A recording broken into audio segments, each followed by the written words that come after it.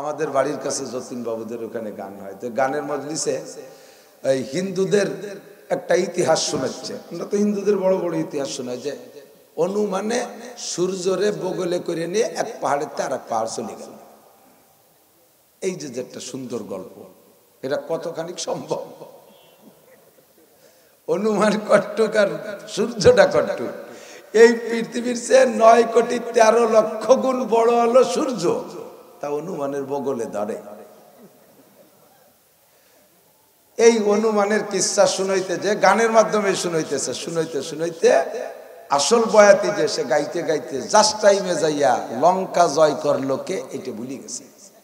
এখন সাথে যারা আছে স্টেজে জুড়ি তবলা বাজাচ্ছে, তাদের কাছে গানের তালে তালে জিজ্ঞেস করতেছে, লঙ্কা যে জয় করিল তার নাম জানি কি?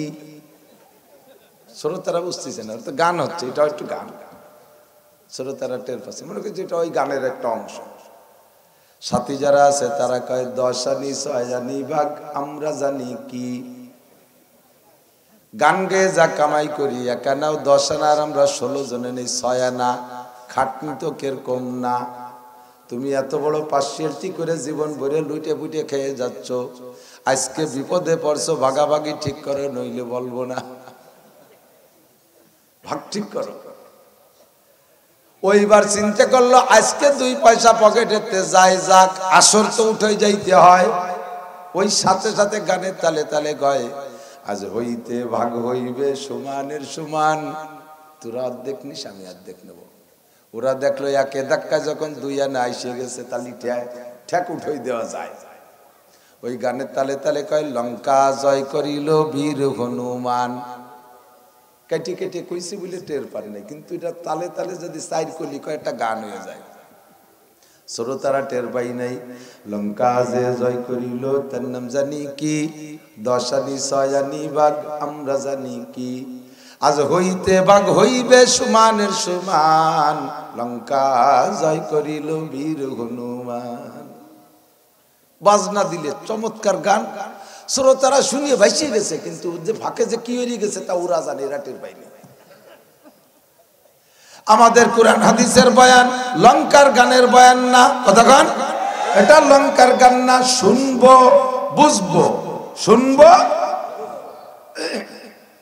বুঝলে কোনো সমস্যা নাই, না বুঝলেই বুঝাই দেয় একটা, বুঝে আর একটা, সেই জায়গায় যে রিয়াকশন।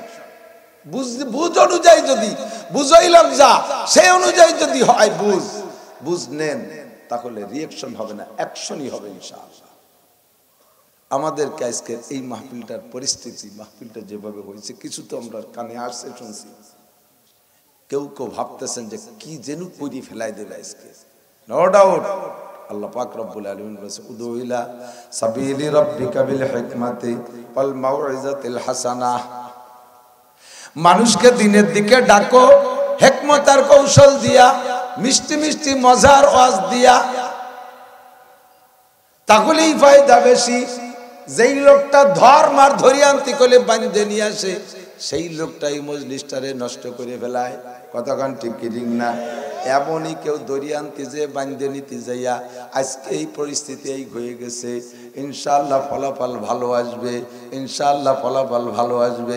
ময়দানে আল্লাহ পাক আমাদেরকে ব্যবহার করতেছেন, নবীওয়ালা উসলুব নিয়ে ইনশাআল্লাহ বয়ান হবে। যারা যে মতের আছেন, যে মেজাজের আছেন, টেনশন করেন না, সকলে এসে ধীর মস্তিষ্কে বোঝার চেষ্টা করেন, ধীর মস্তিষ্কে বোঝার চেষ্টা করেন। আমরা কোরআন হাদিস পড়েছি, আজ 30 বছর পর্যন্ত হাদিস পড়াই, বুখারী মুসলিম তিরমিজি পড়াই। লেখাপড়ার সময় ইনশাআল্লাহ আল্লাহর রহমত মাশাআল্লাহ আলহামদুলিল্লাহ বড় কৃতিত্বের সাথে লেখাপড়া করেছি। গহরডাঙ্গা বোর্ডে 1 নম্বর স্ট্যান্ড করেছি পুরো টাইটেলের ক্লাসে, সারা বোর্ডের ভিতরে। তারপরে থেকে হাদিস পড়াই। আমরা একেবারে শোনা উঠল না, কেডা শিখাই দিল তাই কইতে হবে তা না। কোরআন হাদিসে যা দেখেছি তাই আপনাদেরকে বোঝানোর দায়িত্ব। আমি যদি বানাই মিথ্যা কথা বলি, কিয়ামতের ময়দানে নবী পাকের কাছে আমাকে জবাব দেওয়া লাগবে, আল্লাহর সামনে আমাকে দাঁড়াইতে হবে। আমার জিহ্বাটা টাইনে পিছনে প্যারাক মেরে আপনাদের সামনে সামনে ঝুলোই রাখবে, আমার ঠোঁট আর জিহ্বা জাহান্নামের মধ্যে আপনাদের সামনে জাহান্নামের আগুনের কেচি দিয়ে কাটা হবে। আজকে আমি জোর গরম বক্তৃতা দিয়া মজলিস গরম করে আমার দলকে জিতেই নিয়ে চলে গেলাম, মিথ্যা মিথ্যা কথা বইলা আমাকে একদিন আল্লাহর সামনে দাঁড়াইতে হবে কি হবে না? বুঝলে আমার বয়ান, ওলামায়ে কিরামের বয়ান যদি বোঝেন, অন্তর দিয়ে বোঝেন, তাহলে সেই লোকটা কিটমিট করবে না। যেই লোকটা না বুঝবে ওই লোকটাই রিয়াকশন হবে, আর ওই লোকটাই খেটর মেটর শুরু করবে, বাকবিতণ্ড শুরু করবে। যেই লোকটা না বুঝবে, বুঝলে আর কোনো ঝামেলা নাই। আমার মুরব্বীরা সাক্ষী দেন, আগের নিয়ম এক ছিল, আর ইদানিং নিয়ম তো পাল্টে গেছে চিকিৎসা পদ্ধতিতে। আমাদের বাড়ির কাছে ওই যে যতীন বাবুর বাড়ির কাছে গানের কিস্সা শুনালাম না, ওই যতীন বাবু হলো ডাক্তার। আমি ছোটবেলায় মার জন্য ওষুধ আনতে যেতাম, বাড়ির জন্য ওষুধ আনতে যেতাম, যে দেখতাম ডাক্তার সব পিরাই বোতলে, কাঁচের বোতলে পানি গুলাইয়ে ওর মধ্যে ওষুধ দিয়ে চুন দিয়ে দাগ লাগাই দিত। সকালে এক দাগ, দুপুরে এক দাগ, বিকেলে এক দাগ, এই দিত। মনে আছে নাকি এরকম না ওষুধ? আর ডাক্তারি ডায়াগনোসিস কি ছিল? হাতের এই জায়গা ধরিয়ে এদিক ওদিক 2-3 বার টিপড়ি মেরে কত তোমার বক্সা বক্সা পায়খানা হয়, রাত্রে ঘুম হয় না। কোন ঠিক কি ঠিক না? এরকম ছিল না? এত মেশিন ছিল নাকি? আমাকে সময় মেশিন ছিল না। আর আপনারা বুড়োরা তো আরো আগের যারা আছেন তারা তো কিছুই দেখেন না, ঠিক না? এরকম ছিল চিকিৎসা। এখন সকালে এক দাগ, দুপুরে এক দাগ, বিকেলে এক দাগ খাওয়া, বোতল ধরে দিয়ে দিয়েছে, বাড়ি নিয়ে খাইয়ে দিয়া পরের দিন এসে ডাক্তার কিছুই নেই, আরো রিয়াকশন হয়েছে, আমার জিভে চলে গেছে। ডাক্তার কা গাদা কোথাকার, এই পানি ওষুধ খালি জিভে চলে। আপনি কি পানি ওষুধ খাইতে পেয়েছেন? আপনি কেছেন সকালে এক দাগ, দুপুরে এক দাগ, বিকেলে এক দাগ। এই সুনির দাগ জিভে দিয়ে সাইটে উঠে আমার জিভে চলে গেছে। রোগ সারা তো দূরের কথা, নতুন রোগ হয়েছে। বুঝাইছি একটা, বলছে তাহলে অ্যাকশন হয়েছে না রিয়াকশন হয়েছে? কতক্ষণ রিয়াকশন হয়েছে। রোগ তো সারি নেই, আরো জিভে চলছে। কুরআন হাদিস যা বুঝবো আমরা উলামায়ে কিরাম, যদি বোঝেন তাহলে রোগ সারবে, আর যদি না বোঝেন তাহলে জিভে চলবে, ফেসল মেসল বাঁধায় নেবেন ডাক্তারের সাথে। যেই লোকটাই ক্যাটমেট করবে, বসবে যে উনি বুঝতেছে না, উনি সুনির দাগ চাইটি খাচ্ছে, পানি খাচ্ছে না, ভিতরে ওষুধ খাচ্ছে না, সুনির দাগ চাইটি খাচ্ছে। 2 নম্বরে বুঝবো, 1 নম্বরে শুনবো, 2 নম্বরে বুঝবো। রাজি আছেন তো বুঝতে? কঠিন কিছু বলবো না, যত কোরআন হাদিস বলি ইনশাআল্লাহ খাইয়ে বুঝার মতো কায়দা করিয়ে হাতে উঠাই দেবো। এটাই হলো আমাদের দায়িত্ব, এটাই আমাদের দায়িত্ব ইনশাআল্লাহ। আরবি পড়ি পড়ে তুই চলে গেলাম, কিছু বুঝলেন না। আরবি একটা বললাম, তার তরজমা ভুল বললাম। এই মৌলানা তৈয়বুর রহমান সাহেব বহুত বড় আলেম, আমরা একসাথে লক্ষ্মী সমাজ পড়াইছি, তারাইল বুকরা ছিল, ভালো আলেম। আরো ওলামায়ে কিরাম আছে, বহুত আছে। আমি কোনোটার তরজমা গলত করলে, শানে নজুল গলত করলে, এর শানে উরুদ গলত ভুল বললে ওনরা ধরে ফেলানোর অধিকার আছে। আর কেউ না ধরুক, আমাকে আমার আল্লাহ তো ধরবে। এই ইয়াকিন আর এই বিশ্বাস যদি আমি আলেমের মধ্যে না থাকে, তাহলে আমি কিসের সাথে আলেম? আমি কিসের আলেম? আর আপনার যদি আমার প্রতি এই আস্থা না থাকে, আমার বয়ানে শুনে লাভ নাই। আমাদের এমপি শহীদুল ইসলাম সাহেব, মুফতি শহীদুল ইসলাম সাহেব লোহাগাড়া নড়াইলের এমপি ছিলেন।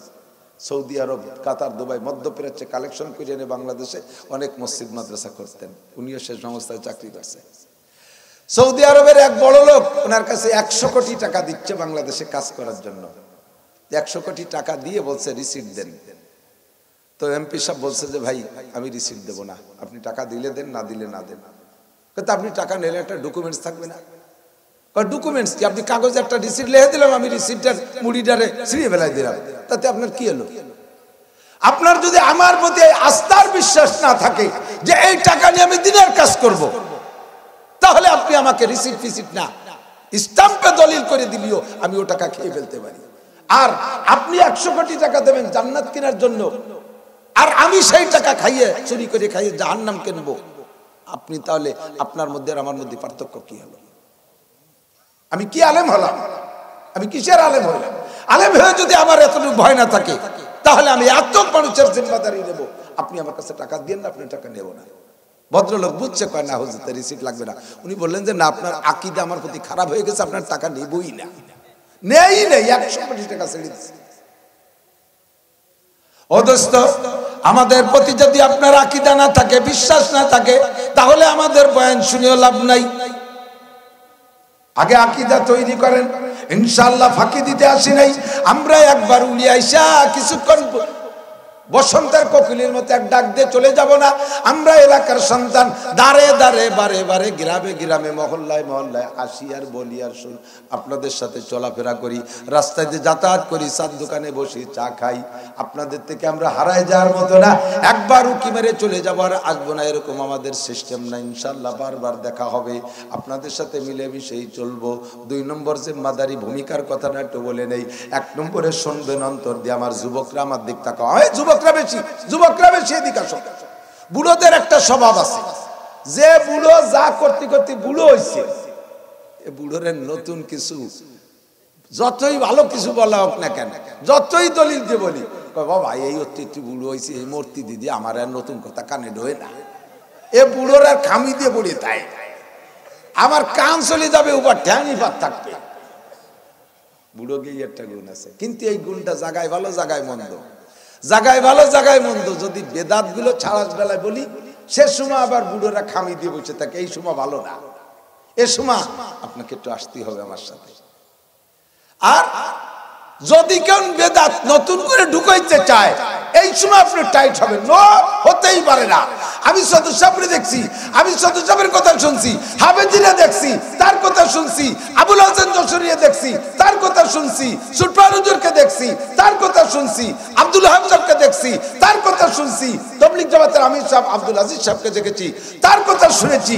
আমি এদেশের বহু উলামায়ে কিরামকে দেখেছি, আহলে সুন্নাত ওয়াল জামাত, তাদেরকে করতে দেখি নাই।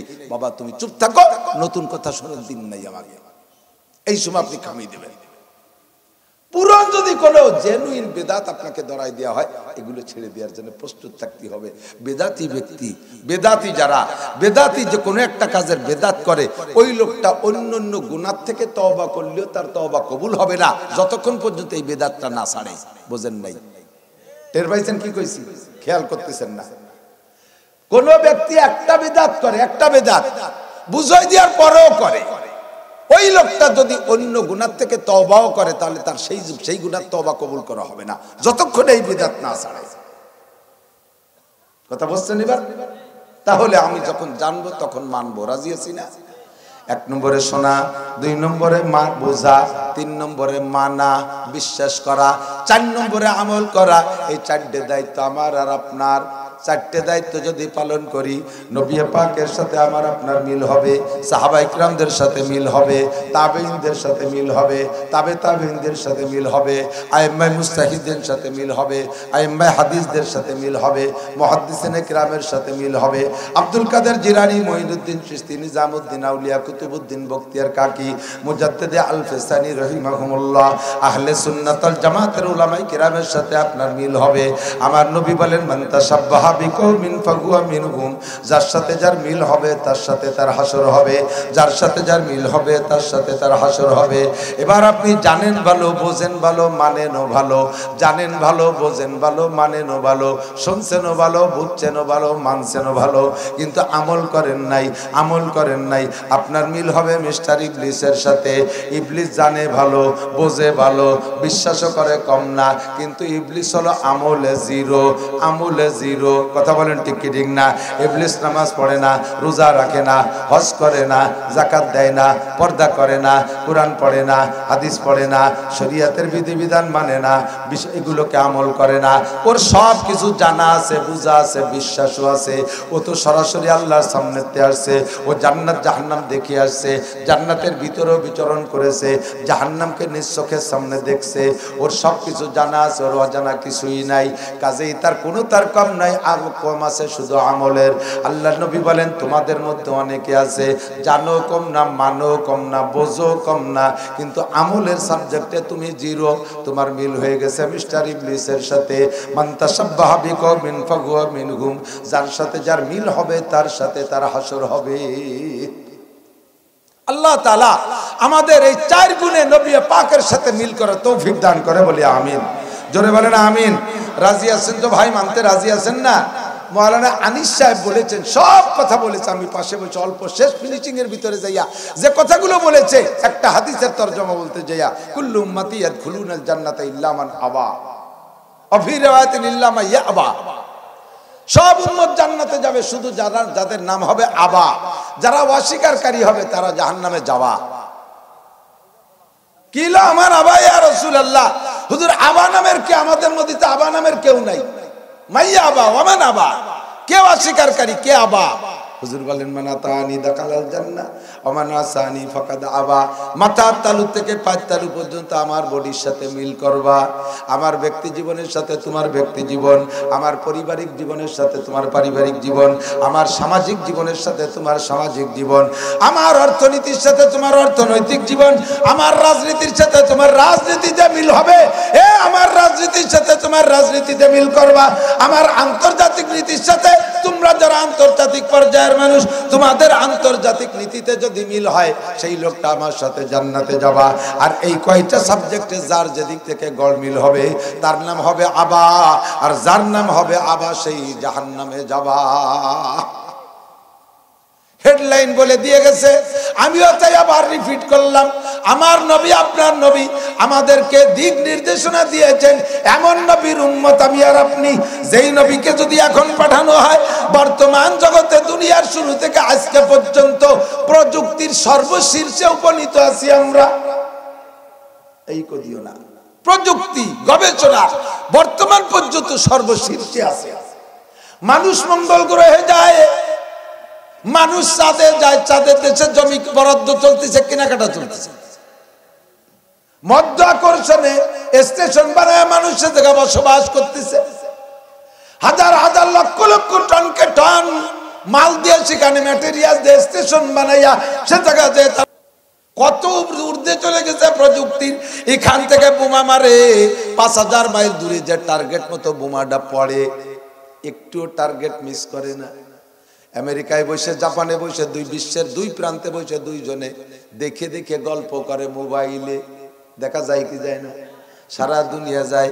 গবেষণার বিজ্ঞানের সর্বশীর্ষ যুগ চলতেছে বর্তমানে। আরো সামনে কি আবিষ্কার হবে আল্লাহ পাকই ভালো জানে। এ পর্যন্ত বর্তমান শীর্ষে আছে।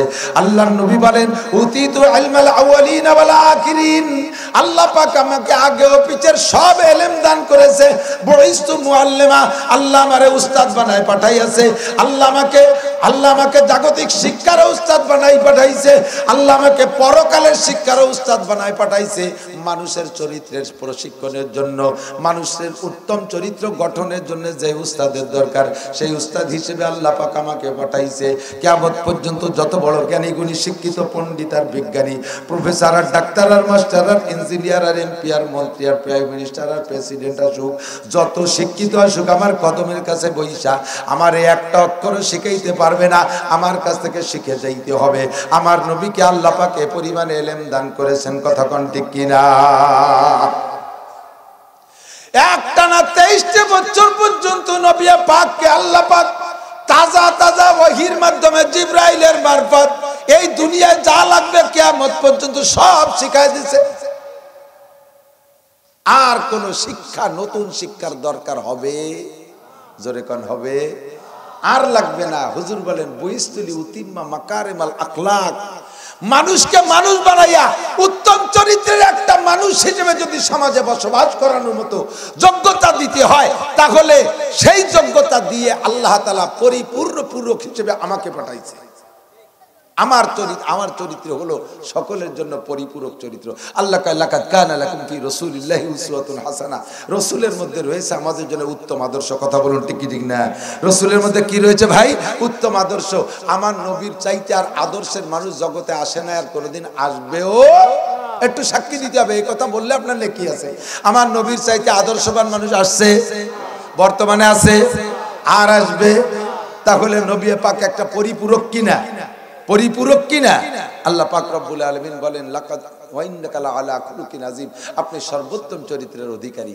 সিদ্দিকা আয়েশা রাদিয়াল্লাহু তাআলা আনহার কাছে একদিন ওমর ইবনে খাত্তাব রাদিয়াল্লাহু তাআলা আনহু জিজ্ঞেস করছে, ইয়া উম্মুল মুমিনিন কাইফা কানা খুলুকু রাসূলিল্লাহ সাল্লাল্লাহু আলাইহি ওয়াসাল্লাম, ওমা আয়েশা, নবী পাকের চরিত্র কেমন ছিল একটু বলবা? আয়েশা একটু মুস্কি হেসে বললেন, খলিফাতুল মুসলিমিন আতাসআলুনি হাযা, আপনি আমার কাছে এটা জিজ্ঞেস করেন, কাইফা উজিবু, আমি এর জবাব কি দেব? আমার বয়স টোটাল 18 বছর যখন হইছে তখন নবী চলে গেছেন। আমার বয়স যেদিন 18 বছর সেই দিন পর্যন্ত আপনার ইসলাম গ্রহণ করার বয়স 23 বছর। আমার টোটাল হায়াতের চাইতে আপনি 5 বছর আগে মুসলমান।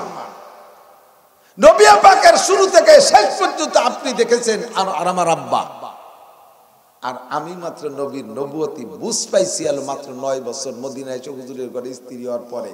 তা আমি 9 বছরের পোলা, ছোট্ট মেয়ে, আমি নবীর আখলাক বলবো আর আপনি আমার কাছ থেকে শুনবেন, এটি কিভাবে জিজ্ঞেস করলে আমার বুঝে আসে না।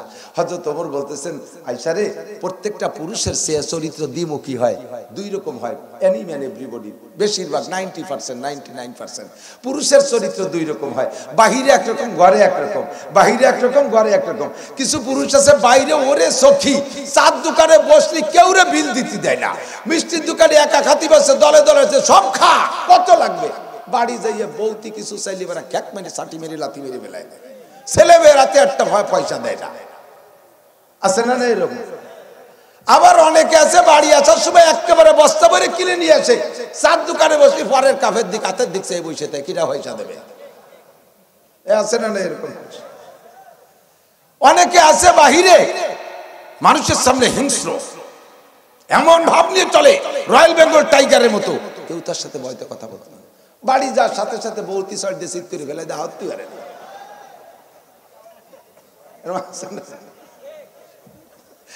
কোহে তুলে গাই লাগছে, আছে ক্লাসের মানুষ। আবার অনেকে আছে বাইরে পোলা পান ভ্যান চালানোর আগে কাছে থাপ্পড় খাই আছে, বাড়ি এসে বৌরিকা চিনিস আমরা দেশের পাইছু, এই আইলো লাঠিতে বৌরে আগাগোড়া চলে মাইর খাইয়েছে বাইরে সদ্যায় বাড়ি এসে, ঠিক কিনা? এরকম মানুষ আছে না?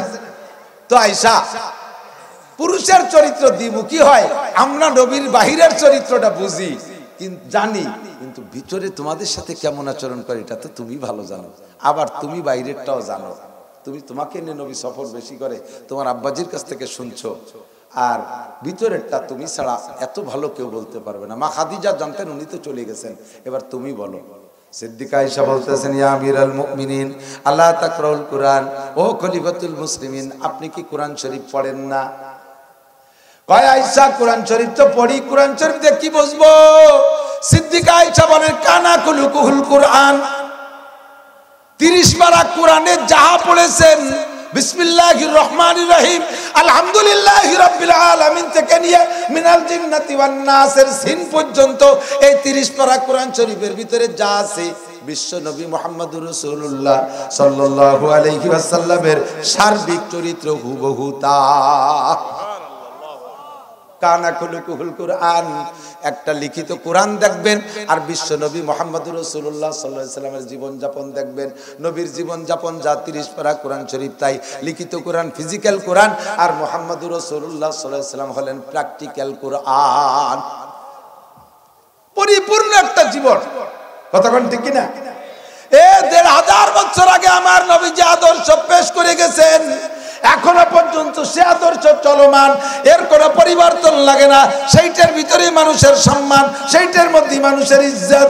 আমার নবী বলেছেন টুপি বড়, আমার নবী 1500 বছর আগে বলেছেন টুপি বড়, আমার নবী 1500 বছর আগে চুলের মডেল দিয়ে গেছেন, আমার নবী 1500 বছর আগে পোশাকের মডেল দিয়ে গেছেন। সেই সময় এই পোশাক আর এই টুপি আর এই চুলদাড়ির যেই সম্মান ছিল এখনো পর্যন্ত সেই লেভেলে সেই কোয়ালিটির ভিতরেই সম্মান আর শ্রদ্ধার ভালোবাসা আছে না? পরিবর্তন। আর দুনিয়ার মানুষের আবিষ্কৃত মডেল ডেলি চেঞ্জ হয়। গতবার ঈদের সময় গার্মেন্টসের যে মডেল চলছে এবার ঈদের সময় দেখবেন যে মডেল চেঞ্জ হয়ে গেছে, ঠিক না? একবার টাইট, একবার ডিল, একবার আধা ডিল, একবার হাফ, একবার ফুল, একবার হাঁটু বেরোনো, আর একবার পার নিচে দুইয়া ঝুলি বেড়ায়। কত তাদের কি যে করবে শেষ হয়ে যাবে আল্লাহই জানে। আবার হুকরম হতাম সবকিছু কত মিয়া শেষে যদি দেখে যে কোন নায়ক প্যান্ট শুটিং করতে যাইয়া ব্যস্ততার ভিতর দিয়ে পেশাব করতে দিয়ে সেন আটকাতি মনে নাই, ওই অবস্থায় যে বাকি শুটিং করছে সেই ছবি ছাড়িয়ে দিচ্ছে, যুবকরা মনে করবে এটা মনে হয় নিউ ফ্যাশন, এখন থেকে সেন খোলা রাখতে হবে। ঠিক কিনা? আর আমাদের এই জুব্বা ছোটবেলায় মুরব্বীরা ওলামায়ে কিরামের গায়ে যে জুব্বা দেখছেন, এখনো সেই জুব্বা আছে না নাই? সেই সময় যে টুপি এখনো সেই টুপি, সেই সময় যে রুমাইল এখনো সেই রুমাইল, সেই সময় যে দাড়ির মাপ এখনো সেই মাপ, এরকমই এখন থেকে ১,৫০০ বছর আগেও যা ছিল এখনো তাই, ঠিক না? তাহলে আমার নবীর আদর্শকে সেই সময় যেটা ছিল এখনো যদি সেইটা রাখি, তার নাম ইবাদত, তার নাম শরিয়াত, তার নাম সুন্নাত। ফাঁকে যদি কেউ আইছে নতুন কিছু ঢুকাই দিতে যায়, তা যত সুন্দর হোক, ওইটা সুন্নত না, ওইটা ইবাদত না, ওইটা শরিয়াত। এটা কি বোঝা গেছে? কথা বোঝা গেছে? কথা বলেন, বোঝা গেছে? যত সুন্দর হোক না কেন, এইটা যদি কোরআন সুন্নাহর সাথে না মেলে তাহলে শরিয়াত হবে না। আমাদের যশোরের হুজুর রহমাতুল্লাহ আলাইহি বলতেন এক সময়, আমিও মাঝে মাঝে বলতাম, চাইতেছিলাম যে কোনো বিতর্কিত কথা বলবো না, চাই না, এখন স্বাভাবিক হয়ে গেছে, একেবারে স্বাভাবিক, এর মধ্যে ফায়দা বেশি, কিন্তু বিতর্ক বাধাই দিলে তো একটু না করে হারা যায় না। তাও করছি না, ভয় নাই, সবাই বসেন ঠান্ডা মাথায় শুনে, সবাই রে গুছাই গাছাই নিয়ে ইনশাল্লাহ ইস্তেমার পরে চিল্লেই যাবো। রাজি আছেন তো? ইনশাআল্লাহ রাজি আছেন সবাই? এ আদাবি দিয়ে কয়কা যে যাবো না, তার খালি খালি ইনশাল্লাহ খেয়ে লাভ কি? না না, নিয়ত রাখেন ইনশাআল্লাহ যাবো। যশোরের হুজুর রহমাতুল্লাহ আলাইহি আবুল হাসান যশোরী, এক নামে তৎকালীন বাংলাদেশে মুহাদ্দিস সাহেব হুজুর বললে যশোরে মুহাদ্দিস সাহেবকে বোঝা যাইতো। গহরডাঙ্গা মাদ্রাসার মুহাদ্দিস হুজুরের বহুত হাজার হাজার ছাত্র, শাইখুল হাদিস মুফতি মুহাদ্দিস আছে। আমি এলাম হুজুরের ছাত্রর ছাত্র, তবে আমি দেখেছি হযরতকে, অনেক দেখেছি, খুব দেখেছি। বয়ানের শেষে 2 ঘন্টা শুধু মুনাজাত করতেন। আমি বাংলাদেশে ওই রকম মুনাজাত দেখি নাই, আর বহির্বিশ্বে তো অত বড় মুনাজাত কোনোদিনই নাই। একটা আজীব মুনাজাত করতেন হুজুর, খুব কান্নাকাটি করে। তো হুজুর বলতেন, একটা গল্প বলতেন যে নতুনত্ব, সব নতুনের ভিতরে স্বাদ নাই, সব নতুনের মধ্যে শান্তি নাই। যদিও দেখতে সুন্দর, কিন্তু তার মধ্যে স্বাদ নাই, শান্তি নাই, আরাম নাই। হুজুর বললেন, এক এলাকায় এক পুলিশ মফস্বলে গেছে বাদীর পক্ষে কেস তদন্ত করতে। তো বাদীর আগে জানাইছে যে আমি কিন্তু আসবো, এই দিন আসবো, দারোগা সাহেব আসবে। তাই সে মফস্বলে আইসা কেস তদন্ত করবে, বাদীর পক্ষেই তদন্ত করবে, আসামির বাড়ি টাড়ি ঘুরে ঘিরে দেখবে, বিস্তারিত ডিটেলস নিয়ে যাবে।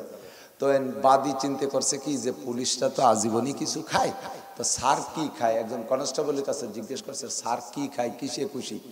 তো ওই পুলিশ কয় কি যে স্যার খুব কঠিন মানুষ, কাহারো বাড়ি ভাত খায় না, একটা পয়সা খায় না, একটা ডাবও খায় না, এমনি একটু স্বভাব খারাপ, একটু উক্কা খায় ভালো, একটু উক্কা ভালো খায়, একটু উক্কা খায় ভালো। এখন ও চিন্তা করছে যে উক্কা ও কি কোনো ঘটনাই না, তো উক্কা এবার খাওয়াবে বলে খুব সুন্দর করে ব্যবস্থা করছে। বাজারেতে নিজ হাতে 1 নম্বর তামুক কিনে ভালো করে ধুইয়ে শুকইয়ে সুরইয়ে, সবাই তো তামুক মাখায় সিটে গুড় দিয়ে, সিটে গুড় দিয়ে না? আর সিটে গুড়ির মালসা থাকে কোন জায়গায়? শোকেসে রায় নাকি? সিটে গুড় যারা বেচে তারা সারা বছরের মালসা কিনে একবারে ঘরের পিছনে রেখে দেয়, কোনোটা শীত কোনোটা কাজ, বছর ভরে কুত্তো স্প্রে করে তার গা বইরে, ও আর দোয়া ফাল্লা নাই, একটু পানি ছিটে দিয়ে 1 খাবলা সিটে গুড় দিয়ে দেয়। ওই যত শিয়ালের পেশাব আর কুত্তর পেশাব বেশি হবে, সিটে গুড়ি স্বাদ তত বেশি হয়, তামুকি মজা বাড়ে। এই সিটে গুড়ির মালসা ওইভাবে ওতে দেয় সিটে গুড়, আর তাই দিয়ে তামুক মাহে দারোগারে খাওয়াবো না, একটু নিউ পদ্ধতি আবিষ্কার করি। আজকে স্যারকে আমি ঘি দিয়ে তামুক মাখায় খাওয়াবো, ঘি দিয়ে তামুক মাখায় খাওয়াবো। তো সত্যিও ঘি দিয়ে তামুক মাখায় রেডি করে রাখছে, একেবারে কাঁসার হুক্কা খানিক দূরি বসাইয়া আর সাজাই গুজাই রেখে নল টল রেডি করে রাখছে। স্যার আসার সাথে সাথে চেয়ারে বসাইয়া নলটা ধরাই দিয়েছে স্যারের হাতে। স্যার ব্রেকফাস্ট, প্রথম ব্রেক উক্কা দিও। স্যার উক্কা পাইলে আর কথা বলার হুঁশ থাকে না, দড়ি কড়কড় টান শুরু করছে। 2-3 টান দিলে যখন ধুমো পেটের মধ্যে গেছে, চোখের মধ্যে চাওয়ার সাথে গুল্লি দিয়ে শীতে পড়িয়ে গেছে, পুরো বেহুশ অজ্ঞান। এখন বাদী বেলায় তুই দৌড়াই সারি আল্লাহ, এখন তো পুলিশ বাদী মামলা হবে না, যে আইছে আমার পক্ষে সে তো আমার বিপক্ষে, এই দারোগা যদি মারে তাই তার ভিটিয়ে ছাড়া। ও বেলায় তুই বাগান ছিঁড়ে দৌড়াইয়ে 5-6 বাড়ি ওই পাশে যে পায়খানার মধ্যে বলাই নিয়েছে। এদিকে দারোগা সাহেবকে চিকিৎসার জন্য পানি ফুনি ডেলি ডুলি ডাক্তার কবিরা যায়নি, মোটামুটি হুশ করছে। হুশ করার পরে দারোগা ডাকতেছে, নান্টু কোন জায়গা গেলেন? স্যার তারে আর খুঁজে পাওয়া যাবে না, আপনি বেহুশ হওয়ার পরে সে পলাইছে। কয় না, তারে খবর দে, যে কয় যে স্যার হুশ হয়েছে, তোরা আসতে কইছে। যাইয়ে কইছে কিন্তু কোনোভাবে আসে না। পরে দারোগা নিজে যে পায়খানার সামনে যে ডাকতেছে, নান্টু আয়, আমি হুশ হয়েছি, আয়, ভয় নাই। ঘটনা কি তুই কদি? কয় স্যার আল্লাহর কিরে আপনারে মারা আমার উদ্দেশ্য না, আমার উদ্দেশ্য আপনাকে ভালোবাসা দেওয়া। আপনি কিসে খুশি আমি এটা কতভাবে তদন্ত করে আমি শুনছি আপনি হুক্কা খান, সেই হুক্কাই আমি জোগাড় করছি স্যার। আমার এই হুক্কাটাই জীবনে কেউ কোনোদিন খাইনি, নতুন হুক্কা কিনে নিয়ে নল পাইপ সব নতুন করে আইনি আমি নিজে হাতে হুক্কা তৈরি করেছি। আর আল্লাহর কিনে ওই হুক্কার তামুক মাহাইছি আমি, ঘি দিয়ে আমি চিটে গুড় দো মাখাইনি স্যার। তখন স্যার বলতেছে নান্টুর কথা ঠিক, আমি তামুকে ধুমো টান দিয়ে টের পাইছি, তুই ঘি দিয়েই মাখাইছিস। কিন্তু নান্টু তুইও জানিস না আমিও জানি না যে এই মডেলিং এই সৌন্দর্যের ভিতরে যে শান্তি নেই তা জানিস না। ঘির সাথে তামুক, তামুকের সাথে ঘি মিশাইয়া আগুন জ্বালাইয়া ধুমো বানালে যে ওই ধুমো এত বিষাক্ত হয়, ও দেখতে সুন্দর ঘ্রাণ হয় খুব, কিন্তু ওতে সহ্য করা যায় না। এটা তুইও জানিস না আমিও জানি না, কাজেই তোর কোনো দোষ না নান্টু, সিটে গুড় দিয়ে একটু তামুক মাহাই নিয়ে আয়। এই ডেইও কথা বুঝছেন নাকি কথা? যত মডেলিং করেন, যত জশ্নে জুলুস করেন, যত লাইটিং করেন, যত ইরে প্যান্ডেলিং করেন, যত গেটিং করেন, যত আতর গোলাপ মারেন, যত যা কিছু মারেন, এই সব কিছু যদি এই সবগুলো তামুকের সাথে ঘি মাখাইয়া আগুন ধরানোর মতো ও দেখতে সুন্দর ঘ্রাণ ভালো হয়, কিন্তু সহ্য করা যায় না। ওটা আমাদের জন্য উপকারী না, ক্ষতির কারণ। কথা কোন ঠিক কি ঠিক না? ১,৫০০ বছর আগে বিশ্বনবী ইবাদত যেভাবে করেছেন সেইভাবে নাম ইবাদত, সাহাবায়ে কিরাম যেভাবে করেছে, তাবেঈনরা যেভাবে করেছে, ওইটার ভিতরে অত রং তামাশা জশ্নে জুলুস না হলেও ওইটাই আমাদের জন্য মঙ্গল, ওইটাই আমাদের জন্য উপকারী। মাতাকুমুর রাসূল, সবাই একই আয়াত, সবাই একই আয়াত। মাতাকুমুর রাসূলু ফাকুযুহু ওয়া মা নাহাকুম আনহু ফান্তাহু। আল্লাহ পাক বলেন আমার রসুল যেটা যেভাবে করতে বলে ওইটারে ওইভাবে করার নাম ইবাদত। আল্লাহর হুকুম আর রসুলের তরিকায় মিল হইলে তার নামে ইবাদত। কথা বলেন, আল্লাহর হুকুম আর রসুলের তরিকায় মিল হইলে তার নামে ইবাদত। আল্লাহর হুকুম আর আছে রসুলের তরিকার সাথে মিল নাই, আবার রসুলের তরিকা আর ওদিকে অপর দিকে ভিন্ন সাইডে। রসুলের তরিকা কখনো আল্লাহর হুকুম ছাড়া নাই, রসুলের কোনো তরিকা আল্লাহর হুকুম ছাড়া নাই।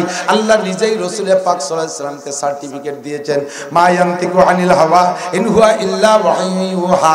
আমার মুহাম্মদ নিজের পক্ষ থেকে কোনো কথা বলে না যতক্ষণ পর্যন্ত আমি তার হুকুম না করি, আমি তাকে শিখিয়ে না দেই। কাজে নবীর কোনো তরিকা আল্লাহর হুকুম ছাড়া নাই।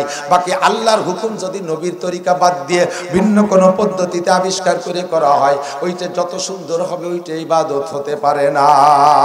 কথা কন, মাগরিবের নামাজ আল্লাহর হুকুম আর নবীর তরিকায় যদি মিল হয়, এই মিল করে কেউরে গালি দিলেও নাকি বুঝে নাই। আল্লাহর হুকুম আর নবীর তরিকায় মিল করে কেউরে হত্যা করলেও বুঝে নাই। ময়দানে কাফেরের সাথে লড়াই করতে আল্লাহর হুকুম আছে না নাই? নবীর তরিকা আছে না নাই? দুই তরিকা মিলে একটা কাফেররে হত্যা করলে গুনাহ না নাকি? ওদের মাল লুটিয়ে আনলি গুনাহ না নাকি? বলেন নাকি? ভয় পান কে? বলেন কি? জোরে বলেন কি? ওটা হালাল, 100% হালাল, গনিমতের মাল হালাল। অন্য নবীর উম্মতের জন্য এটা হালাল ছিল না, আমাদের নবীর পার্সোনালিটি গনিমতের মালকে হালাল করে দেওয়া হয়েছে। আল্লাহর হুকুম আর নবীর তরিকায় লুট করলেও নেকি, গালি দিলেও নেকি, কেউরে বক্সিং দিলে নেকি, কেউরে দাঁত ফেলাই দিলে নেকি, কেউরে জবাই করলে নেকি, কেউরে হাত কেটে দিলে নেকি, কেউরে চোখ খুঁজে দিলেও নেকি। আর আল্লাহর হুকুম আর রাসূলের তরিকায় যদি মিল না থাকে, নামাজ পড়লেও গুনাহ, রোজা রাখলেও গুনাহ, হজ করলেও গুনাহ, সেইভাবে দান করলেও গুনাহ। কথা বলেন ঠিক কি ঠিক না? মাগরিবের ফরজ নামাজ কয় রাকাত? জোর হলো না? সময় আছে, আজকে হাফেজ মানুষ, নিরিবিলি, কোনো টেনশন নাই। উনি চিন্তা করলেন যে জীবন ভরে ছোট সুরজে 3 রিকাত বাংটা পড়ি, আজকে সময় আছে, ঝামেলা কম, আজকে হাফেজ মানুষ 4 নম্বর রিকাত পড়িয়ে পুরো 4 রিকাতই দিয়ে দেই আল্লাহরে, লস আমার হয় হোক, আল্লাহ তো একটু আগেই যাক। এই মনে করে যদি চতুর্থ আর এক রিকাত দাঁড়াইয়া ওই রিকাতে সূরা বাকারা 2.5 পারা ফুড়ি ফেলাইছে, সুবহান রাব্বিল আযীম 39 বার, আলামারি দেশে 41 বার, আত্তাহিয়াতু পড়ছে সেই রকম, দোয়া দুরূদ খুব গাম্ভীর্যের সাথে দাঁড়াইছি এমন ভাবে কোন পুলসিরাতের আগের 3 রিকাতে অত ভালোই দাঁড়াই নেই।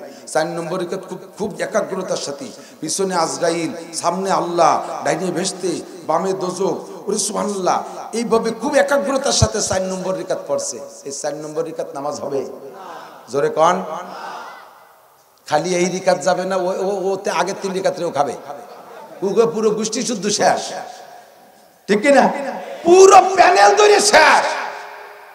মাগরিবের নামাজ আল্লাহর হুকুম, নবীর তরিকায় হয় নাই, কাজে ইবাদত না, ঠিক কিনা? নামাজ হবে? রমজানে রোজা রাখা ফরজ না নফল? জোর হলো না? আর মাত্র সোয়া 2 মাস 2.5 মাস পরে আসতেছে রমজান। রোজা রাখবো সোয়া 2 মাস পরে। রোজা রাখবেন? বলেন রোজা রাখবেন? রোজার সাথে ইনশাআল্লাহ নাই, রোজার সাথে রাখবই। বলেন রোজা রাখবই, রোজা রাখবই ইনশাআল্লাহ। হলো রমজান মাস পাওয়ার সাথে সম্পর্ক।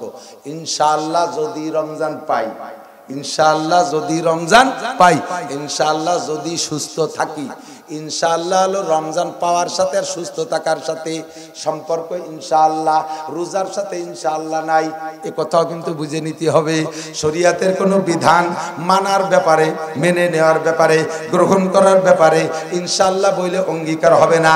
যদি বলেন ইনশাআল্লাহ লা ইলাহা ইল্লাল্লাহু মুহাম্মাদুর রাসূলুল্লাহ, আপনি মুমিন হইতে পারবেন না। ইনশাআল্লাহ বিড়ি খাবো না, ইনশাআল্লাহ জিনা করব না, ইনশাআল্লাহ চুরি করব না, ইনশাআল্লাহ ডাকাতি করব না, এতে আপনার তওবা হয় নাই, এর নাম তওবা না। গুনাহকে ছাড়ার ব্যাপারে ইনশাআল্লাহ নাই, আর ফরজ ওয়াজিব সুন্নাতকে ধরার ব্যাপারে ইনশাআল্লাহ নাই। নামাজ পড়বই, রোজা রাখবই, হজ করবই, যাকাত দেবই, পর্দা করবই, হালাল খাবই, সুন্নাত আদায় করবই, ওয়াজিব আদায় করবই, কুরআন তিলাওয়াত করবই।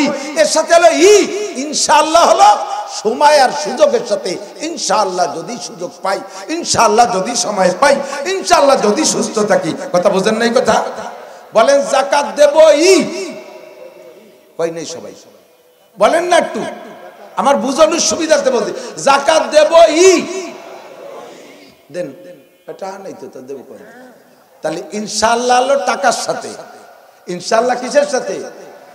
যাকাত দেবার সাথে ইনশাআল্লাহ না। আমি কি বুঝতে পারতেছি একটু? টের পাইছেন? জিনা করবই না, জিনা করবই না, এর সাথে ইনশাআল্লাহ নাই। এর আগাগুলা কোন জায়গায় ইনশাআল্লাহ নাই। নামাজের তো ইনশাআল্লাহ আছে ওয়াক্তের সাথে, রোজার ইনশাআল্লাহ আছে রমজান মাস, কিন্তু এই গুনাহ ছাড়ার ব্যাপারে কোনো ইনশাআল্লাহ করলে তওবা হবে না। কথা কি বুঝা গেছে? তাহলে দোস্ত রমজান মাসে রোজা রাখবো ফরজ যাদের উপরে সাবালেগ নারী আর পুরুষ, রমজান মাসে রোজা রাখবই ইনশাআল্লাহ। রমজান পাইলে, সুস্থ থাকলে, বাড়ি থাকলে, তিনটে কথা। ইনশাআল্লাহ রমজান পাইলে, ইনশাআল্লাহ সুস্থ থাকলে, ইনশাআল্লাহ বাড়ি থাকলে। সফরে গেলে রোজা রাখা ফরজ না, অসুস্থ হইলে রোজা রাখা ফরজ না, রমজানের আগে মরে গেলে রোজা রাখা ফরজ না। আগে একদিন আমার কাছে একজনে এই বলবাড়িতে ফোনে একজনে জিজ্ঞেস করছে, হুজুর আকিকার গোশত কে খাইতে পারবে না? সংক্ষেপে জিজ্ঞাসা, আমি সংক্ষেপে জবাব দিলাম, মরা মানুষে খাইতে পারবে না।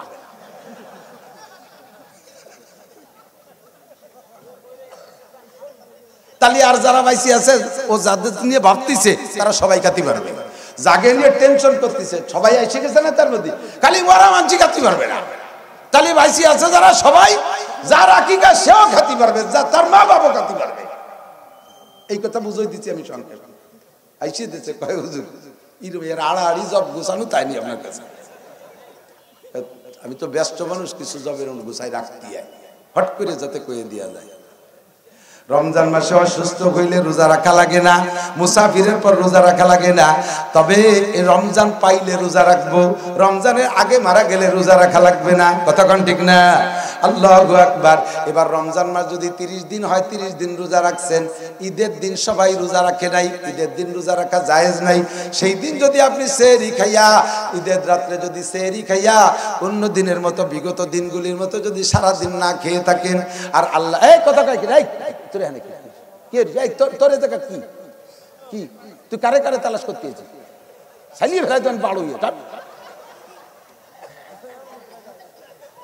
আমার দিক থেকে রমজান মাসের ভিতরে যে পদ্ধতিতে রোজা রাখছিলেন সেই পদ্ধতিতে ঈদুল ফিতরের দিন রোজা রাখা যদি আল্লাহরে বলেন, আল্লাহ দেখো তোমার সব মানুষ খাচ্ছে, ফুর্তি করতেছি, আজকের দিন এমন খাওয়ার দিন, আনন্দের দিন, তাও আমি রোজা রেখেছি, তুমি আমার কি দিবা দাও।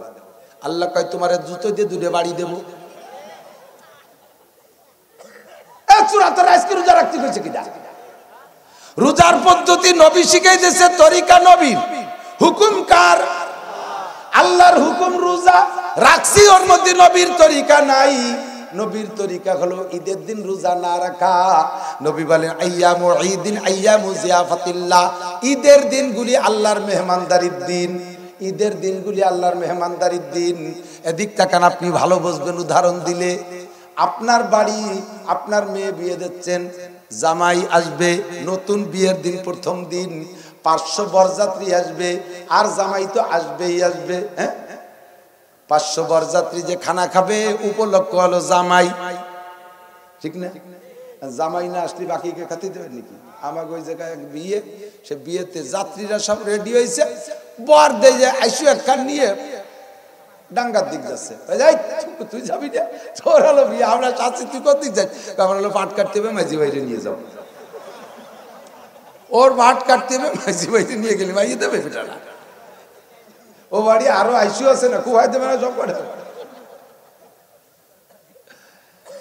এবার 500 মানুষ গেছে বরযাত্রী, বড় গেছে 500 তো আরো একদিন আগেতে খাওয়া সারান দিয়েছে। শুনছি যে ফরিদপুর এলাকায় 60 প্রকারে ফিটে খায়, জম্মের গোস্ত খাওয়ায়। সকালের তে রোজা তার হয়েছে, দুপুর বেলা যে কায়দা মতো বসান দেবে।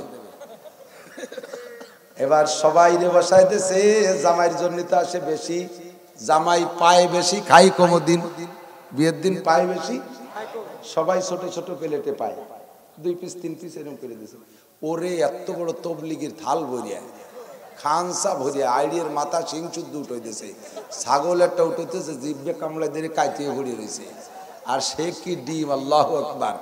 এক ডিম পারতে 2 মুরগি লাগবে, এরকম বাগা বাগা ডিম কুয়ান্তে সংগ্রহ করছে আল্লাহ জানে। এই সব গুছাইয়া কোচড়ি ডেমতে ডিম বানাইতেছে, বল বুঝাই করে দিয়েছে, কিন্তু ও তো খাই কম। কম খাই বলিয়ে যে মোটেই খাবে না তা তো না, খাতি তো কিছু হবেই। সেদিন যদি জামাই কয়, আব্বা আমি তো আজকে রোজা, আমি খাতে পারতেছি না, আপনি শ্বশুর খুশি হবেন না? কপাল বুড়া, কপাল বুড়া, তোর উপলক্ষে 500 মানুষ এই যে সগুনিয়ে খান খাচ্ছি, আর তুই আজকে রোজা, আমার তোর বিয়ের দিন। শ্বশুর খুশি হবে? বাড়িওয়ালা কেউ খুশি হবে? সবাই খুশি। আল্লাহ কয় আমার মেহমানদারির দিন, তুই ঈদের দিন, এ কপাল বুড়া তোর এদিন রোজা থাকতে কইছে কিনা? তোমার পুরস্কার, তবে তো জুতোই দিয়ে ভালোই দেবে। রোজা রাখা আল্লাহর হুকুম, নবীর তরিকায় মেলে নাই বিদায় ইবাদত হচ্ছে না। কথা কি বুঝে নিয়ে, নবীর তরিকায় মেলে নাই বিদায় ইবাদত হবে না, ঠিক না? যাহা কিছু করিব নবীর তরিকায় হইতে হবে। পোশাক পরা কার হুকুম? আল্লাহর হুকুম। 70 টাকা কার হুকুম? 24টা ঘন্টা মুসলমান পুরুষের জন্য 2টা দায়ামি ফরজ। তবলিগ ওয়ালারা বাছাই করে আমাদের সামনে সুন্দর করে বলে, এই তবলিগের কাজে দিক আছে না? আছে আছে। একদলই যে ইদানিং ইস্তেমা নিয়ে দেই লেহালাই হতেছে। আমরা এই যে মাহফিল করতেছি না, এই রাতের বেলায় যে ফেসবুক ইউটিউবে তো ছাড়ি দেবে, এই পাইয়ে কয়েন দেখো সারা বছর তবলিগের ইস্তেমার তশকিল করে বেড়াইছে, এখন উনি ফাঁক পাইয়ে ওয়াজ করে কামাই নিয়ে বেড়াচ্ছে। লিখতেছে, দেখছি কালকে এক বক্তা একজনে লেখছে, বেটা আমরা সবাই যাব, এই বাংলাদেশের সব মুসলমান যদি ইস্তেমার মাঠে যায়, ইস্তেমার মাঠে ধরবে 160 একর জায়গা, এই 160 একর জায়গার ভরিয়া আরো আশেপাশে কয়েক কিলোমিটার, কালকে সাংবাদিকদের বক্তব্য জুমার নামাজে 1.5 কোটির উপরে মানুষ হয়েছে। এবার সারা বাংলাদেশের 16 কোটি মুসলমান নিয়ে গেলাম ওই জায়গা, তুই জায়গা দেখো আন দিবা। এক তো সবাই ধরবে না, 2 নম্বরে যতই ওয়াজ করি সবাই যাবে না, তা যারা না যাবে তারা কি কয়দিন দুর্গা পূজা, সরস্বতী পূজা, লক্ষ্মী পূজা, তারা কি হিন্দু বাড়িতে ঘুরিয়ে বেড়াবে? তাকে তো এক জায়গায় বসাই, আমরা কিছু বলি, কিছু হলে তো তারা শিখুক। কথা বল, আজকে যদি এখানে মাহফিল না হতো, আপনারা তো জান নাই ইস্তেমা এই মাহফিল উপলক্ষে জান নাই তা না, এমনি যাইতেন না তাই জান নাই, যাদের যা দরকার তারা চলে গেছে, এই মানুষগুলো যাইতেন না। এখন আপনাদেরকে নিয়ে কিছু বসে বললাম, এটা লাভ হইছে না? কেন আমিও যদি ইস্তেমায় চলে যেতাম, মাহফিলটা হতো না, এই মানুষগুলো শুনতো কোন যাইত? বুদ্ধি ঠিলি। আমরা তাবলীগের পক্ষে, ইস্তেমার পক্ষে, এবং বর্তমানে 13, 14, 15 গ্রুপের পক্ষে। কতক্ষণ এই গ্রুপের পক্ষে কিনা? এইটাই ইস্তেমা, চারিদিকে লোকারণ্য। আরেকটা ইস্তেমা সামনে আসতেছে, চারিদিকে লোকা শূন্য। আজকে আমার ছাত্র আবু বকর ফোন দিয়ে কয়, হুজুর গতকাল জুমার দিন, গতকাল গেছে না জুমা, আজ 12টা মনে থাকে না, তারিখ মনে থাকে, গতকাল জুমা, আমি জুমার নামাজ পড়িয়ে যাই, আমাকে ওখানে 8 হলো সোমবার আর শুক্রবার। আমার ওয়াইফরে বলতেছি যে আজকে কি বার, 8টা লাগবে নাকি? তো বিটিরা তো আর মনে রাহার বিষয় না, আগে তার শুক্রবার সোমবার এক বরাবর। আমি কাছে সোমবার না 8-এর দিন না, কয় যে একটু আগে দিয়ে জুমো ভরিয়ে আসলে। শেষে আমার মনে পড়ছে শুক্রবার, জুমো ভরিয়ে যেয়ে ভুলে গেছি। সামনে মাহফিল, 1.5 ঘন্টা লাগছে ওযুর সিরিয়ালে। বাথরুম তো কোনো কথাই নেই, বাথরুম সারিয়েছি ডাকাতে 1.5 ঘন্টা লাগছে খালি ওযুর সিরিয়াল বাতি। আর আল্লাহ বাসারের সামনে আরেকটা ইজতেমা হবে, ওই সময় এক একজনে 20টা করে পায়খানা ভাগে পাবেন। একটার মধ্যে পায়খানা করবেন, একটার মধ্যে পেশাব করবেন, একটার মধ্যে শুয়ে থাকবেন, কোনো সমস্যা নেই। অজু খানায় দেখবেন যে কেউ নাই, গরু তিকুলি হচ্ছে ফাঁকে, আপনি ডুবই চলে আসবেন অজু বানাতে, যে কোনো সমস্যা নেই। খুব সহজ একটা ইজতেমা আসতেছে, সেটা হলো চারিদিকে লোকে লোকা শূন্য। আল্লাহ হেফাজত করুক, বলেন আমিন। বর্তমান ইজতেমা যেটা হচ্ছে, এইটা মিডিয়ায় সার্কুলার দেবে না, এটা প্রচুর লোক এটা দেবে না। হিন্দু বৌদ্ধ খ্রিস্টান মিডিয়া সামনে যে ইজতেমাটা আসতেছে ওইটাকে খুব ভাইরাল করে দেখাবে যে দেখো ইজতেমায় মাঠে মানুষ নেই, দেখাবে দুনিয়াকে ইজতেমার মাঠ ওইটা। আর ওইটা করানোর জন্য এই কৌশল অপকৌশল তারা আবিষ্কার করছে। মুসলমানদের ভিতরে ইখতিলাফ, মতানৈক্য, এগুলো সবগুলোর পিছনে রয়েছে ইহুদি চক্রান্ত। ইহুদ নাসারা আমাদের জাতীয় শত্রু, হিন্দু বৌদ্ধ খ্রিস্টান একটা জাতি আমাদের বন্ধু নাই। আল্লাহ নবী বলেন আল কুফরু মিল্লাতুন ওয়াহিদা, সারা দুনিয়ার মুসলমান মিলে এক দল। এই দলের একটাই টার্গেট, মুসলমানদের মধ্যে মতানৈক্য সৃষ্টি কইরা ইসলামকে ভেজাল করবে, ইসলামকে ভেজাল যুক্ত করবে। আল্লাহর রহমত, যতক্ষণ পর্যন্ত আহলে হক ওলামায়ে কিরাম দুনিয়ায় আছে, ইনশাআল্লাহ একটা দল থাকবে হকের উপরে, তাদের মাধ্যমে ইসলাম সঠিক অবস্থানে ঠিক থাকবে ইনশাআল্লাহ। কিয়ামত পর্যন্ত এই দলটা চলতে থাকবে। যেদিন এই দলটা বিলুপ্ত হয়ে যাবে, এই হকপন্থী দলটা যেদিন দুনিয়ায় থাকবে না, এরপরে ইসলাম দুনিয়া থেকে মিটতে মিটতে মিটতে মিটতে একটা পর্যায়ে এমন আসবে, হাত্তা লা ইউকালা ফিল আরদি আল্লাহ আল্লাহ, এমন একটা মানুষ থাকবে না। আল্লাহ নবী বলেন লা তাকুমুস সাআতু হাত্তা ইউকালা ফিল আরদি আল্লাহ আল্লাহ, জমিনের মধ্যে একজন মানুষ যদি আল্লাহ বলনেওয়ালা থাকে, অতক্ষণ পর্যন্ত দুনিয়া ধ্বংস হবে না। ইসরাফিল আলাইহিস সালাম কিয়ামতের সিংহায় ফুঁক মারবে না একটা মানুষ আল্লাহ বলনেওয়ালা থাকতে। ইসরাফিল তো গায়েব জানবে না, দুনিয়া আর কে কোন জায়গায় আল্লাহ বলনেওয়ালা, এমনি ফেরেশতাদের মাধ্যমে কানে শুনবে যে এখন মনে হয় কিয়ামতের সময় কাছে আসছে, ইসরাফিল তুমি প্রস্তুতি নাও। ইতিমধ্যে ইসরাফিল আলাইহিস সালাম বলবে আল্লাহ সিংহায় ফুঁক দেব না, কি সময় হইছে? আল্লাহ বলবেন না, আল্লাহ বলবেন না, বাইকির গ্রামে অমুক বাগানের ভিতরে ছোট্ট একটা ঝুপড়ি ঘরের ভিতরে একটা বুড়ি মহিলা আল্লাহ আল্লাহ করতেছে তার জীবনের শেষ প্রান্তে, এখনো পর্যন্ত সিংহায় ফু দেওয়া যাবে না। ওই বুড়ির আল্লাহ শব্দের উচ্চারণটা আল্লাহর কাছে এত প্রিয় যে একজন মহিলার আল্লাহ জিকিরের ওসিলা আল্লাহ তাআলা গোটা দুনিয়াকে ধ্বংসের হুকুম দিচ্ছেন না। বলেন ওই বুড়িটা স্বাভাবিকভাবে মরণ হয়ে যাওয়ার পরে তারপরে তুমি সিংহায় ফু দিবা। এ মুসলমান, যত ইখতিলাফ আর যত মতানৈক্য, শরীয়তের বিপক্ষে ইসলামের ভিতরে যত ভেজাল সৃষ্টি করা হচ্ছে, সবগুলোর সার ফিনিশিং হলো, সবগুলোর নতিজা হলো দুনিয়ার হায়াত খাটো করার চেষ্টা করা হচ্ছে, কিয়ামতকে কাছে ডেকে আনার চেষ্টা করা হচ্ছে। ধীরে ধীরে এমন করতে করতে যখন একেবারে শেষ হয়ে যাবে তখনই হবে কিয়ামত। আল্লাহ হেফাজত করুক, আল্লাহ রক্ষা করুক। ওলামায়ে হক্কানি এখনো আছে, শরীয়তের বিধিবিধান জানবো মানবো শুনবো তাদের কাছ থেকে কথা বলে, ঠিক কিনা? বহুত আসতেছে, দলে দলে আসতেছে, এর শেষ নেই। আমাদের এই বসে আমি কয়েক বছর আগে যেন এনে একটা মাহফিল আসছিলাম, কোন জায়গা আল্লাহ, ওই জায়গা নড়ালির থেকে একটা তবলিগীর দল আইছে ওরির পাশে।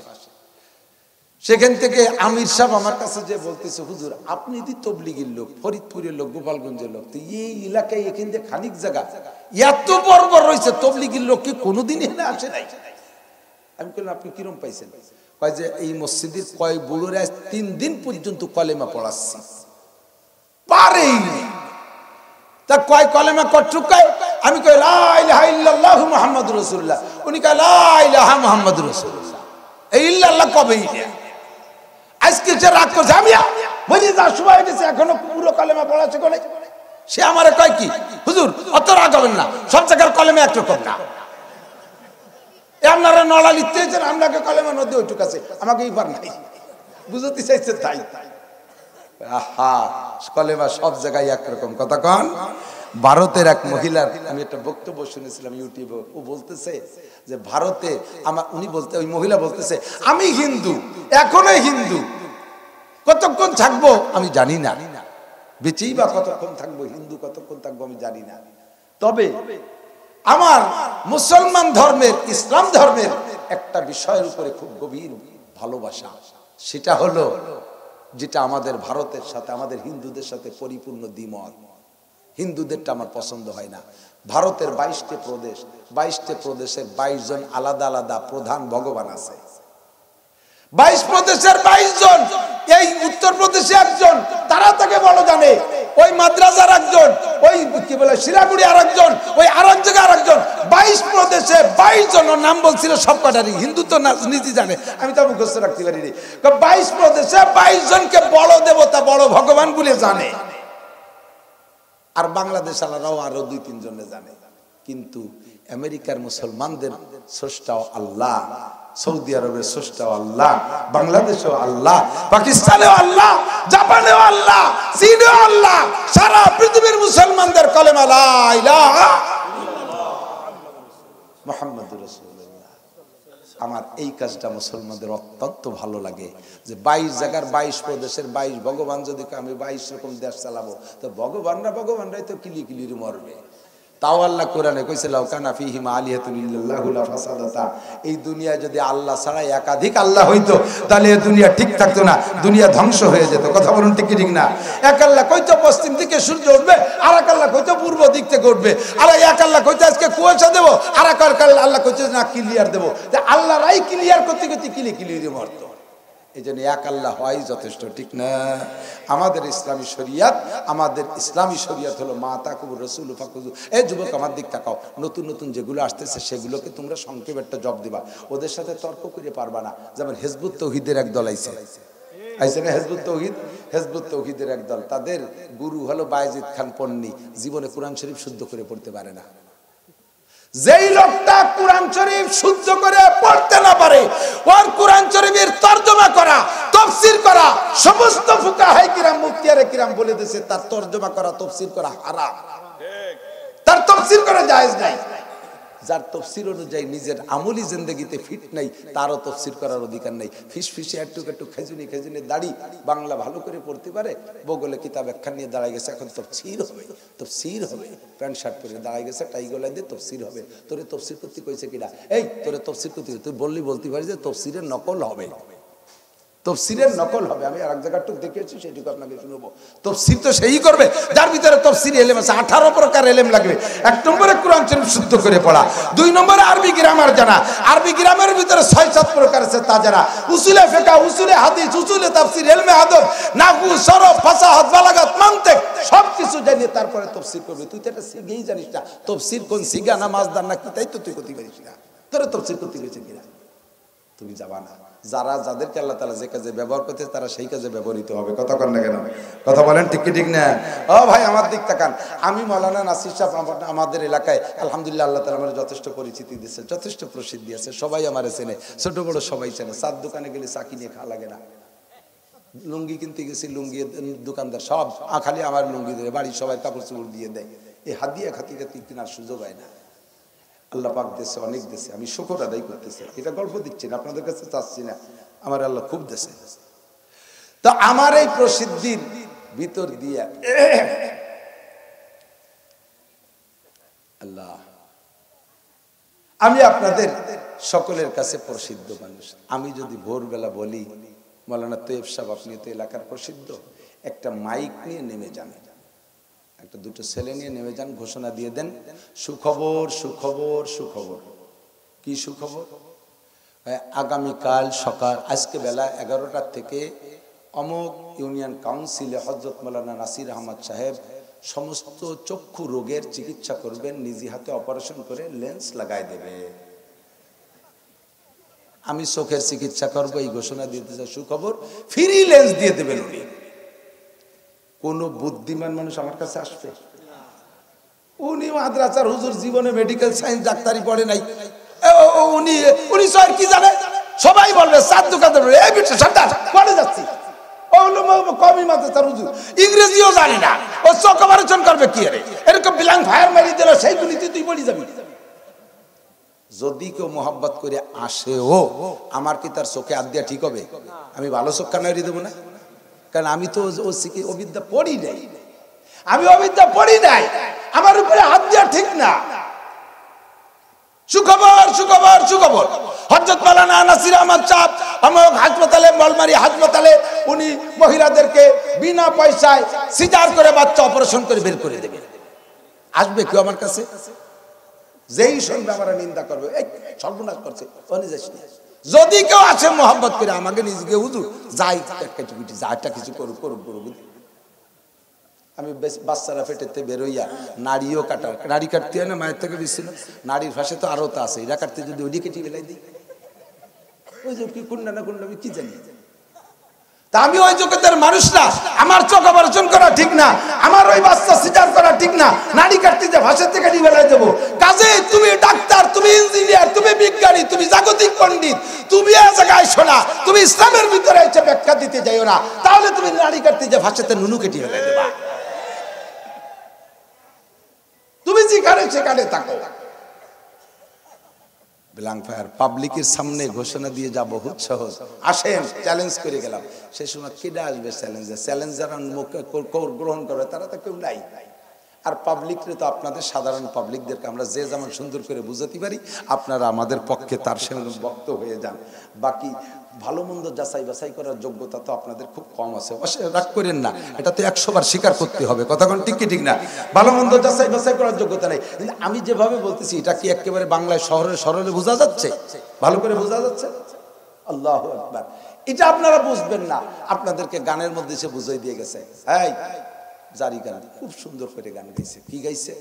হযরত আইয়ুব আলাইহিস সালাতু ওয়াস সালাম উনার 18টা ছেলের জানাজায় 2 রাকাত নামাজে 18 সিজদা দিয়েছে। এই গান শুনিয়ে যাইয়ে এক ওই গানের ভক্ত আমার সাথে ওই মিলন চলে আগে ওই রাজপাট ডুমরাকান্দি দইসারা বাইরবাগ 27 যোধপুর পুইশুর নাটগা সন্ডাল দি ওই নিচে এলাকায় দিয়ে দান উঠতাম, এই লক্ষ্মী দিকে দান টাবুরে নৌকো, এই টাবুরে নৌকোর বাজি ওই গানের ভক্ত ওই নৌকো বাচ্চা আর আমাকে পাইয়ে জিজ্ঞেস করতে, বলো তো হুজুর কোন নবী 2 রাকাত নামাজে 18 সিজদা দিয়েছে? আমি কই কি যে আমার তো ওভাবে জানা নেই। কত বড় বড় বেটা বেটা হুজুররে জিজ্ঞেস করলাম, কইতে পারে না। পরে আমি দেখলাম যে দেখি একটু ঘাটি, সে সময় কাফিয়া পড়ি চালু চঞ্চল পোলা খালি গবেষণা করি, আমি করলাম যে আমাকে নবীরে দিয়ে আমি 1 কোটি দেয়াতে পারি, পুরো 1 কোটি 20 দিয়ে সিজদা দেয়াতে পারি, কিন্তু ডাইরেক্ট 18টা বললে এটা বলে আমার কোনো ইতিহাস জানা নাই। তো আমাকে নবী কিভাবে 2 রাকাতে 20 সিজদা দেবে? আমি বললাম যে 2 রাকাত নামাজে যদি পুরো 30 পারা কোরআন শরীফ পড়ে তাহলে 2 রাকাতে 4 সিজদা আর তিলাওয়াতে সিজদা 14টা 18টা। ভুল চুকের সন্দেহ থাকলে 200 সিজদা দিলি 20 ফুরিয়ে গেল, তাই তো নাকি? আমি যে ছেলে মানুষ একটু বলতে পারবো এতেও আশ্চর্য হয়ে গেছে। এরপরে বললাম যে আমি তো 20 পুরলাম আমাকে নবী দিয়ে, তুমি বললো তো 18টা কিরা দিল? হযরত আইয়ুব আলাইহিস সালাম 2 রাকাত নামাজে 18 সিজদা দিয়েছে। কবে? ওনার ছেলেদের জানাজায়। জানাজা ছেলেদের জানাজা, তার মানে কয় যে 18টা ছেলে ছিল, মারা গেল একবারে, তাদের জানাজার 2 রাকাতে 18টা সিজদা দিয়েছে। আমি কই তুমি কি ছিলে সেই গান শোনাচ্ছ? না এটাকে পাইছো কোন জায়গা? কয় যেটা বলছে হযরত মাওলানা মুসলিম বয়াতি, হযরত মাওলানা মুসলিম বয়াতি। তুমি এই গানে ছিলে? আমি নিজ কানে শুনছি। আমি বললাম তোমার কি কোনো প্রশ্ন হয় নাই ওখানে? না প্রশ্ন কি, সে কত বড় আলেম, দাঁত খতির নম্বর দিয়ে চ্যালেঞ্জ করে বলে গেছে, চ্যালেঞ্জ করে গেছে, 10 লাখ টাকা চ্যালেঞ্জ ছেড়ে গেছে। যদি এই কথা মিথ্যে প্রমাণ করতে পারে, সে জায়গায় কোনো আলেম উলামা হা করতে পারেনি। আমি যে কি পরিমাণ আলেম ছিল জায়গা, কয় না যায়নি তো হুজুররা যায়নি। আমি যে এই জন্যই তো চ্যালেঞ্জ ছাড়তে সুবিধা হয়েছে, 10 লাখ টাকা চ্যালেঞ্জ মেরে দিয়ে গেছে, বিশাল ব্যাপার। কোনো হুজুর ছিল না। তা তুমি যে নিয়ে আইছো এবার, তুমি কি এর মধ্যে কোনো ভুল বুঝছো? কারণ না কিসের ভুল? মুসলিম বয়াতি বলছে, এখানে ভুলের কি আছে? সে কোরআন শরীফের আয়াত পড়ে দাগ খতির নম্বর কয়ে দিয়েছে, আরএস বিআরএস সব কয়ে ফেলে দেয়। এবার তুমি বোঝো যে তুমি কি জীবনে কোনোদিন জানাজার নামাজ পড়েছো? হ্যাঁ 1 মাস আগে আমার মা মারা গেল, পড়ছিলে জানাজা। বললেন কয় কি হুজুর? কয় রাকাত পড়ছো? ওরে জানাজার নামে তো রিকাত নেই হুজুর। তোর মার জানাজায় যদি রিকাত না থাকে তাই বলে সালাম 2 রিকাত পালো কোন জায়গায়? হ্যাঁ তাও তো এখন হইছো, হ্যাঁ তাও তো তো ঠিকই তো। তোর যে 2 রিকাত কলো এখন বুঝতেছিস কে? সেটাও বুঝিস নাই কে? এরপরে তোর মার জানাজায় কয় সিজদা দিছিস? জানাজার মধ্যে রুকু সিজদা আছে না, আপনি কি করেন? তোর জানাজার মধ্যে যদি রুকু সিজদা না থাকে তাই বলে সালাম 18 সিজদা দেবে কেন? এইটাও তো ঠিক। তাই ঠিকগুলো এখন বুঝতেছিস, ওই সময় বুঝিস নাই কেন? সে সময় তালে তালে শুনিয়েছি, টের পাই। আরো মনে করছি যেটা কঠিন সাবজেক্ট নিয়ে গেলাম, মৌলবীকে ধরিয়ে মার দেবো বোমাই দিয়ে। যে জায়গা কেউ নাই ওই জায়গা বেলাং ফায়ার করতে পারি সুবিধা, চ্যালেঞ্জ ছাড়তে পারি সুবিধা। আমরা ওলামায়ে কিরাম আছি, কোন চ্যালেঞ্জ ছাড়ি নাই। শরীয়তের ভিতরে কোন প্রকার ডুপ্লিকেট ডুপ্লিমিসি আমরা মেনে নিতে রাজি না। কথা বলেন ঠিক না? আমাদের কাছে ও আমার যুবকরা, প্রাণপ্রিয় যুব সমাজ, তোমাদেরকে দিন বদলের পালা। গত বছর ছিল বাটন মোবাইল, তারপরের বছর হয়েছে টাচ মোবাইল, এখন হয়েছে আইফোন। তাতেও পরাণ করে না, আরো কোন দিক যায় তা আল্লাহ জানে। ডেলি ডেলি তোমরা রূপ পরিবর্তন। আগে ছিল কোনো মতে হিরো হুন্ডা, তারপরে আইছে কি কয় প্লাটিনা, তারপরে আইছে আরেকটা, তারপরে আইছে একটা এনে হাং বং সোম কতটা। এখন অপেক্ষায় আছো যে মোটরসাইকেল ওড়ে নাকি এরকম কোনো মোটরসাইকেল চাকায় দিয়ে চলি হুসাচ্ছে না। তোমরা দিন বদলে বড় বিশ্বাসী, কাজেই তোমাদেরকে অ্যাটাক করে খুব সহজে। আমি তোমাদেরকে বলি সোনা লক্ষ্মী, এই সমস্ত দুর্নীতিবাজরা, ওই হিজবুত তৌহিদের বায়েজিদ খান পন্নী, তারপরে গোলাম আহমদ কাদিয়ানির চেলা চামুন্ডা, এরপরে আহমদ খান বেরেলভি, আহমদ খান বেরেলভি, এই সমস্ত বেরেলভি ফেরকা, তারপরে কি বলা হয় আরো আছে শিয়া শিয়া, এরপরে আমাদের দেশে মাজার বাজার পূজারি, মাজার পূজারি, কবরে সিজদা দেওয়া। এটা কি আপনার কি একটু বিবেকে বাধা দেয় না যে কবর আলার কি ক্ষমতা আছে? আসেন আমার সাথে মক্কা মদিনায় এখনো আর কোন তো যেমন তেমন একই ইমানের ব্যাপারে, শিরক মুক্ত ইমানের ব্যাপারে তারা একেবারে সীসা ঢালা প্রাচীরের মতো। আমি যদি প্রমাণ করতে না পারি তাহলে আমি জীবনে আর ওয়াজ করব না। চলেন আমার সাথে, চলেন, যাবে একসাথে, টাকাও আমি দেবো উমরায়, চলেন যাই। মদিনায় যে দেখবেন বাঙালি সমস্ত মাজারি বাজারিরা রসুলের রওজার কাছে যে কবর দিক ফিরে মোনাজাতে দাঁড়ায় যায়। সঙ্গে সঙ্গে সৌদি আরবের বড় বড় শায়েখ, পুলিশের বড় অফিসার, আমাদের দেশে পুলিশ অফিসার শিক্ষিত, ও দেশের মদিনা ভার্সিটির বড় বড় বড় আলেম, মুল কুরা বিশ্ববিদ্যালয় থেকে ফারেক, আল আজহার বিশ্ববিদ্যালয় থেকে ফারেক, এরকম বড় বড় আলেমদেরকে বানাইছে পুলিশের এসপি, ডিআইজি, আইজি, এগুলো বানাইছে তাকে। এই বড় বড় অফিসার ওই জায়গা সঙ্গে সঙ্গে হাত ধরে ঘুরে দিস, হাজা শিরিক, হাজা শিরিক। হাজি সাহেব তুমি কি করতেছো? রসুলের রওজার দিকে মুনাজাত করতেছো, এটা শিরিক। লিমা তাসালিন্দা মুহাম্মদ, মুহাম্মদ সাল্লাল্লাহু আলাইহি ওয়াসাল্লামের কাছে কি চাও? ও ইনসান, সে তো মানুষ, লাশে বিয়াদিহি, তার কাছে কিচ্ছু নাই। যদি তার কাছে থাকতো তাহলে কিছু গোলাঘর থাকতো, খাজানা থাকতো, তাহলে তার ফ্যামিলিতে 1 মাস আগুন জ্বলে নাই চুলোয়, সে না খেয়ে থাকবে কেন? তার বাচ্চা কাচ্চা নিয়ে, তার ফাতেমা হাসান হোসেন না খেয়ে থাকবে কেন? তার কাছে কিচ্ছু নাই। কুল্লু শাই ফি ইয়াদিল্লাহ, সবকিছু কার হাতে? আল্লাহ। কার হাতে? তো রবির মতো পীরের হাতে যদি কিচ্ছু না থাকে, ইস্তাকবিলাল কিবলা, চাইতে হলে কিবলার দিকে, ওয়াইজা সালতুম ফাসআলুল্লাহ, নবীও বলেছেন, আল্লাহ বলেছেন, চাইতে হলে আল্লাহর কাছে চাও, নবীর কাছে কিচ্ছু চাইও না। কিচ্ছু নাই নবীর কাছে। নবীও খায়, নবীও পড়ে, নবীও আমাদের মতোই। আল্লাহ তাআলা তাকে নবুয়তির সম্মানে বিশাল সম্মানী বানাইছে। সেও খায়, সেও বাল বাচ্চা ব্যবহার করে, স্ত্রী ব্যবহার করে, বাল বাচ্চা জন্ম দেয়, সেও মায়ের খায়, সেও মায়ের দেয়, তার সবকিছু পেশাব পায়খানা হয়। কাজেই সে একজন মানুষ, তার কাছে কিচ্ছু নাই। হ্যাঁ, তাকে যে সম্মান দেওয়া হয়েছে, এই সম্মানের দোহাই দিয়ে আল্লাহর কাছে চাইলে আল্লাহ খুশি হয়ে তোমাকে দোয়াটা খুব তাড়াতাড়ি কবুল করে। কোন সুবহানাল্লাহ। কথা কি বুঝতে পারছি? কথা কি বুঝছেন? জান যদি এই কথা আমার যারা পরিমাণ আমি এই মুখস্থ বিলাং ফের মারতেছি না, জান যে দেখেন, যদি এটা না দেখেন ওখানে এই বাঙালির জায়গা রওজার কাছে, তা আল্লাহ রসুলের চাইতে বড় পীর পৃথিবীতে কেউ নাই। সেই রসুলের রওজায় মুনাজাত করতে গেলে যদি ফিরেই দেয়, আর সেটা যদি শিরিক হয়, তাহলে আমাদের দেশে কোনো বাবার, কোনো খাজার, কোনো পীর কি এরকম হতে পারে যার কাছে চাওয়া যায়? চাওয়া যায়? চাওয়া যায়? যে নিজেই ঠেকা বড় বড় ড্যাক পাইতে তুইছে, বিশাল গেট একটা বানাইয়া, বিশাল গেট বানিয়ে ড্যাক পাইতে তুইছে, বাবা আমার করে পয়সা দিয়ে যা তোর জায়গা, তুই এত বড় খয়রাইতে তোমার কি গোলার ডিম দেবে? এত বড় ভিক্ষুক ড্যাক পাইতে তুই যা পয়সার জন্য। আর জীবিত থাকতে যে কয় টাকার দরকার, তাকে মরার পরে টাকার দরকার বেশি। এই মরার পরে সেটা দেখিয়ে নেবে, বিশ্বাস মরার পরে তার মাজারে টাকা দিস, সে টাকা দেখিয়ে নেবে। বাইসে থাকতে দিতি 2 কেজি চাল কিনে খাতো, লুঙ্গি মুগি কিনে ফুরি বেড়াতে পারতো। মরার পর তার আর কি দরকার? মাজার, মাজারকে সংরক্ষণ, মাজারে সংরক্ষণ করা কি? রসুলের মাজার, রসুলের কবরটাকে এভাবে সংরক্ষণের ইতিহাস তো সকলে জানেন। ইহুদিরা দূর থেকে সুড়ঙ্গ খুঁজছে রসুলের কল্লা মাথাটা নিয়ে যাওয়ার জন্য প্ল্যান করছে। নবী পাক সাল্লাল্লাহু আলাইহি ওয়াসাল্লাম স্বপ্নে দেখাইছে আর মাত্র 2-3 দিনের মধ্যে আমার কবরে পৌঁছে যাবে। তৎকালীন বাদশা যিনি ছিলেন তাকে স্বপ্নে দেখাইছে, সে তারপরে খুঁজে খবর নিয়ে খুব সুন্দরভাবে আর স্বপ্নে রসুল দেখা দিয়েছে এই পদ্মে আসতেছে, সেই জায়গায় যে তাদেরকে ধরিয়ে তারপরে তাদেরকে তো ফাঁসি দিয়ে দিয়েছে। এরপরে সীসা ঢালা করে দিয়ে, সীসার পাথর আর পিচ দিয়ে 80 ফিট নিচে থেকে ঢালাই করে উঠেছে। এটা রসুলের কবরকে হেফাজত দরকার, তাই করেছে। বাকি আর কোনো কবরকে ওইভাবে সংরক্ষণ করা, পাকা করা, মোজাইক করা ইত্যাদি করা এটা শরীয়ত গর্হিত কাজ। শরীয়তে এটা জায়েজ নাই, এটাকে সম্পূর্ণ নিষিদ্ধ করা হয়েছে।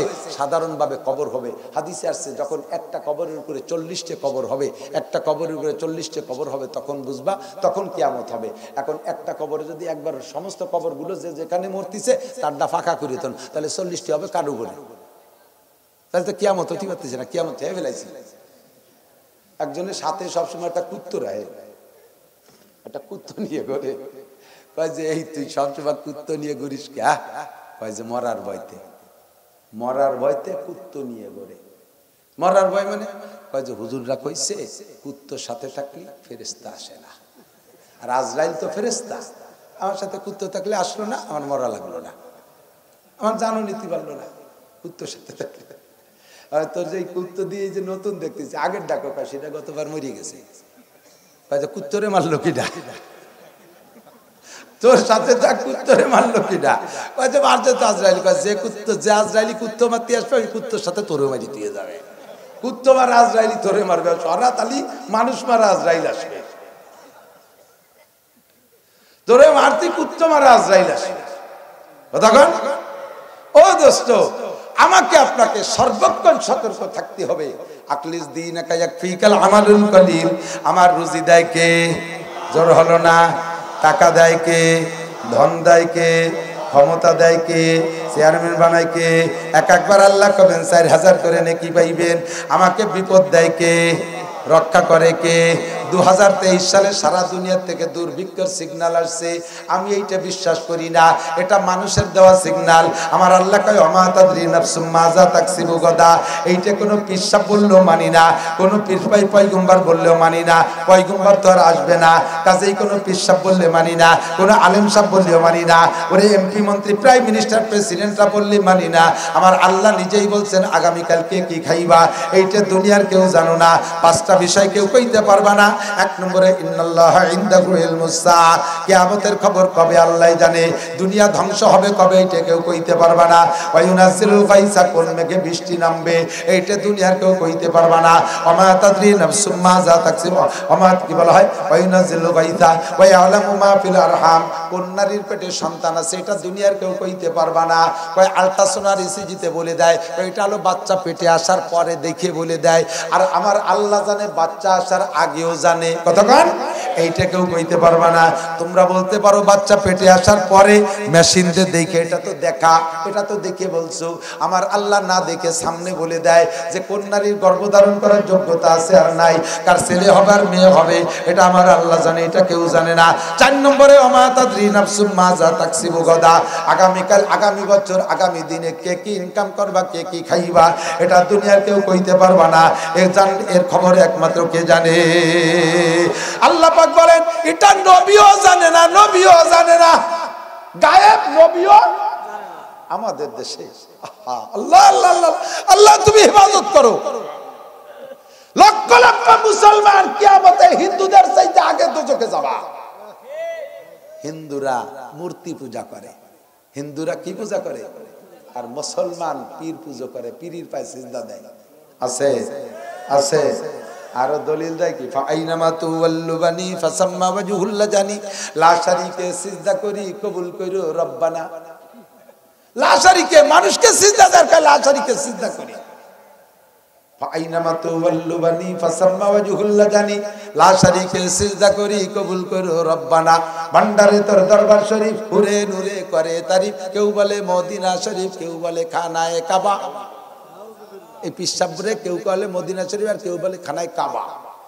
আস্তাগফিরুল্লাহ। কাবা নবী পাকের উপস্থিতিতে জীবন দশায় ভিন্ন একটা কাবা তৈরি করেছিল, সেইটা নবী সহ্য করতে পারে নাই, সাহাবায়ে কিরামদেরকে পাঠাইছে পোড়াই শেষ করে দাও। সাহাবায়ে কিরামদের একটা দল যাইয়া পোড়াই একেবারে সুলাউটির মতো পোড়াই দিয়া সেটাকে শেষ করে দিয়েছে।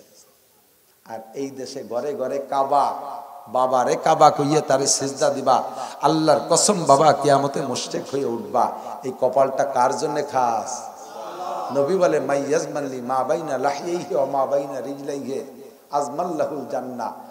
অন্য হাদিসের দ্বারা তিনটে জিনিস আসে, দুইটি হাদিস মিলাইয়া বরাবর তিনটে অঙ্গর জিম্মাদারি নাও, নবীকে আমি তোমার বেহেশতের জিম্মাদারি নিলাম।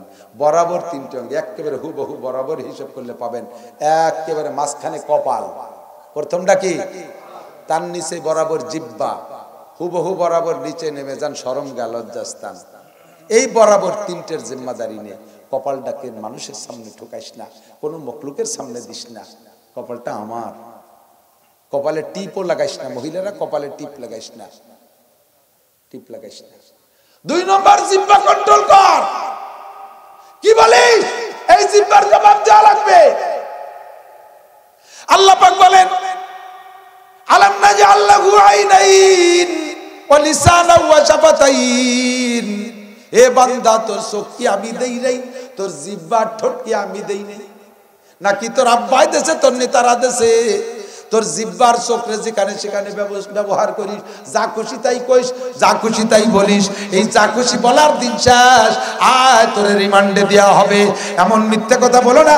নবী বলেন মান কাযাবা আলাইয়া মুতাআম্মিদান ফাকাদ কাফার।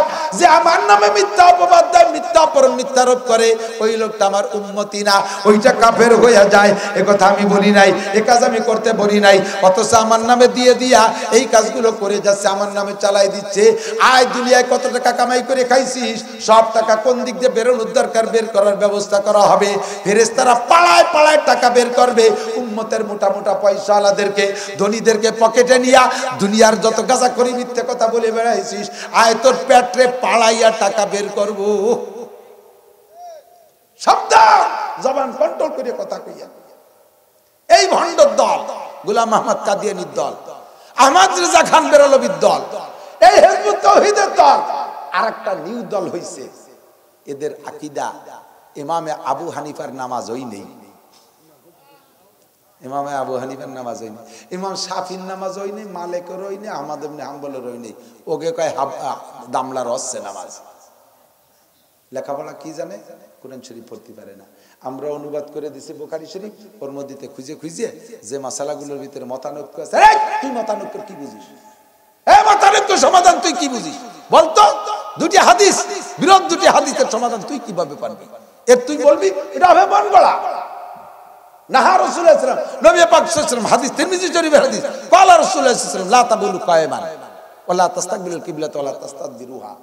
হুজুর বলছেন দাঁড়িয়ে পেশাব করিস না, আর কিবলার দিকে মুখ দিয়ে আর কিবলার দিকে পাছা দিয়ে পেশাব পায়খানা করিস না। অথচ আরেকটা হাদিস তিরমিজি শরীফের, আতা রাসূলুল্লাহ সাল্লাল্লাহু আলাইহি ওয়াসাল্লাম সুবাতাতা কওমিন ফাবালা কায়মান। হুজুর সাল্লাল্লাহু আলাইহি ওয়াসাল্লাম এক এলাকায় এসে ওই এলাকার ময়লা টয়লা আবর্জনা ফেলানোর এলাকায় যাইয়া হুজুর নিজে দাঁড়িয়ে দাঁড়িয়ে পেশাব করছে। বল, যেই নবী নিষেধ করলো যে দাঁড়ায় পেশাব করে না, সেই নবী দাঁড়ায় পেশাব করলেন। নবীর এই কথার কাজের ভিতরে গড়মিল। এবার বলে দে নবী মুনাফিক, বলে দে। মীমাংসা কর, কয়টা মীমাংসা করতে পারবি তুই? কয়টা ব্যাখ্যা দিতে পারবি? আমার দিক তাকান, কষ্ট হচ্ছে, বিরক্ত হচ্ছেন? হাদিস কোরআন শরীফের আয়াত, খুব ক্রিটিক্যাল একটা সাবজেক্ট নিয়ে আসছি, খুব ক্রিটিক্যাল, খুব খুব এদিকে আমার দিক খেয়াল হইছে? অ্যাটেনশন, বলবো। হামলুহু ওয়া ফিসালুহু 30 শাহরা। ছোট্ট তিনটে কথা, উলামায়ে কিরাম হাজির, উসুলে ফিকহ পড়ানো উলামায়ে কিরাম হাজির। কোরআন শরীফের হুকুম, হামলুহু ওয়া ফিসালুহু 30 শাহরা। বাচ্চা গর্ভধারণ করা, হামলুহু আরবি হুবহু তরজমা বলতেছি যাতে আপনারা একেবারে কোরআন শরীফটাকে বাংলায় নিয়ে আসেন, এভাবে বোঝেন। হামলুহু মানে বাচ্চাকে গর্ভধারণ করা, আর ফিসালুহু বাচ্চাকে দুধ থেকে বিচ্ছিন্ন করে দেওয়া। দুটো কথা, হামলুহু বাচ্চাকে গর্ভধারণ করা, ফিসালুহু বাচ্চাকে দুধ থেকে বিচ্ছিন্ন করা। দুইটা কথা বলার পরে টাইম বলছেন 30 শাহরা, 30 মাস। কি বললেন? এবার আপনি বলেন মাদ্রাসায় পড়েন নাই, উলামায়ে কিরামের কাছে বসেন নাই, কোনোদিন আমাদের কাছ থেকে শেখেন নাই। এবার আপনি বলেন তো এ জায়গায় আল্লাহ কি বললেন? পেটে গর্ভধারণ করা এবং দুধ থেকে বিচ্ছিন্ন করা 30 মাস। তাহলে এই 30 মাস কি দুধে মিলে 30 মাস, না প্রত্যেক এক একটার জন্য 30 মাস? বলেন বলেন সবাই একটু কোন। একজন কইছে দুধে মিলে 30। বলেন আর কেউ কেউ বলেন। আপনার তো বোঝেন, তা একটু বোঝেন তো কিছু, নিজের একটা বুঝ আছে না? চার দোকানে আমাদের কাছে মশলা জিজ্ঞেস করলে কলে হুজুর থামেন আমি করছি। দেখ যে বিড়ির দুমার মশলা একসাথে বাইরে, সাহস নাই কের বলা, কাহারও বলা। বলেন না বলেন না, আমি বলতেছি বিলাই যে ঠুয়োটা একটা বলে দেবেন, বলেন না। কিন্তু এক একজনের এক এক রকম বুঝে আসতেছে, 2-3 রকম বুঝে আসতেছে না?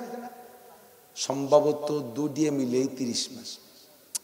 দুডিয়ে মিলে 30 মাস হলে এবার তো ভাগ করতে তো আদা আদি, তাহলে পেটে থাকবে 15 মাস, দুধ খাবে 15 মাস। ভাগ করুন, বলেন যদি দুডিয়ে মিলে 30 মাস হয় তাহলে সমান ভাগে ভাগ করে দিতে হবে। এখন তো ভাগ করার জায়গা নাই, ভাগ তো জায়গা করে দিয়ে নেই। তাহলে আপনি আপনার ইনসাফি কায়দা ভাগ করেন। পেটে থাকবে 15 মাস, দুধ খাবে 15 মাস। একটা বাচ্চা 15 মাস দুধ খাইয়ে বিচ্ছিন্ন করে দিলি অত শুয়োই মরে যাবে, অন্যতা খাতি পারে না। বহুত বাচ্চা আছে ফিডার চারটি দিতে পায় না। আমার আল্লাহ তাআলা 7টা সন্তান দিয়েছে, 7টা, 5টা ছেলে 2টা মেয়ে, একটা বাচ্চাও ফিডার চারটি দিতে পায় না। পরাণ ভরে তার মায়ের দুধ খেয়ে তারা বড় হয়েছে। ফিডার দিলি বমি এড়ে দেয়। তাহলে 15 মাস পরে যদি তারে ফিডার দিয়ে সে বমি এড়ে দেয় তা বাঁচবে কি রে? আবার 15 মাস পেটে রয়েছে কয়টা ছেলে মেয়ে কন্দি? 9 মাসেতে 10 মাস হয়ে গেলি তাই কয় যে বাঙ্গিছে বেশি বড় হয়ে গেছে, কাটি হয়ে নিতে হবে, অপারেশন করে সিজার করে বেরোতে হবে, বাঙ্গিছে বেশি বড় হয়ে। তাহলে এবার কোন আপনি এই মশালাটা কি বলবেন? কোনো দিক পারবেন না, বলেন না, হা করেন না, বিপদে পড়ে যাবেন। আমরা জানি, আমরা বলি। ইমামে আবু হানিফা রহমতুল্লাহ আলাইহি বলেন 2টা মিলে 30 মাস। 2টা মিলে 30 মাস। ইমামে শাফি বলেন না, প্রত্যেকটার জন্য 30 মাস। 30 মাস মানে 2.5 বছর। 30 মাস মানে কি? 2.5 বছর।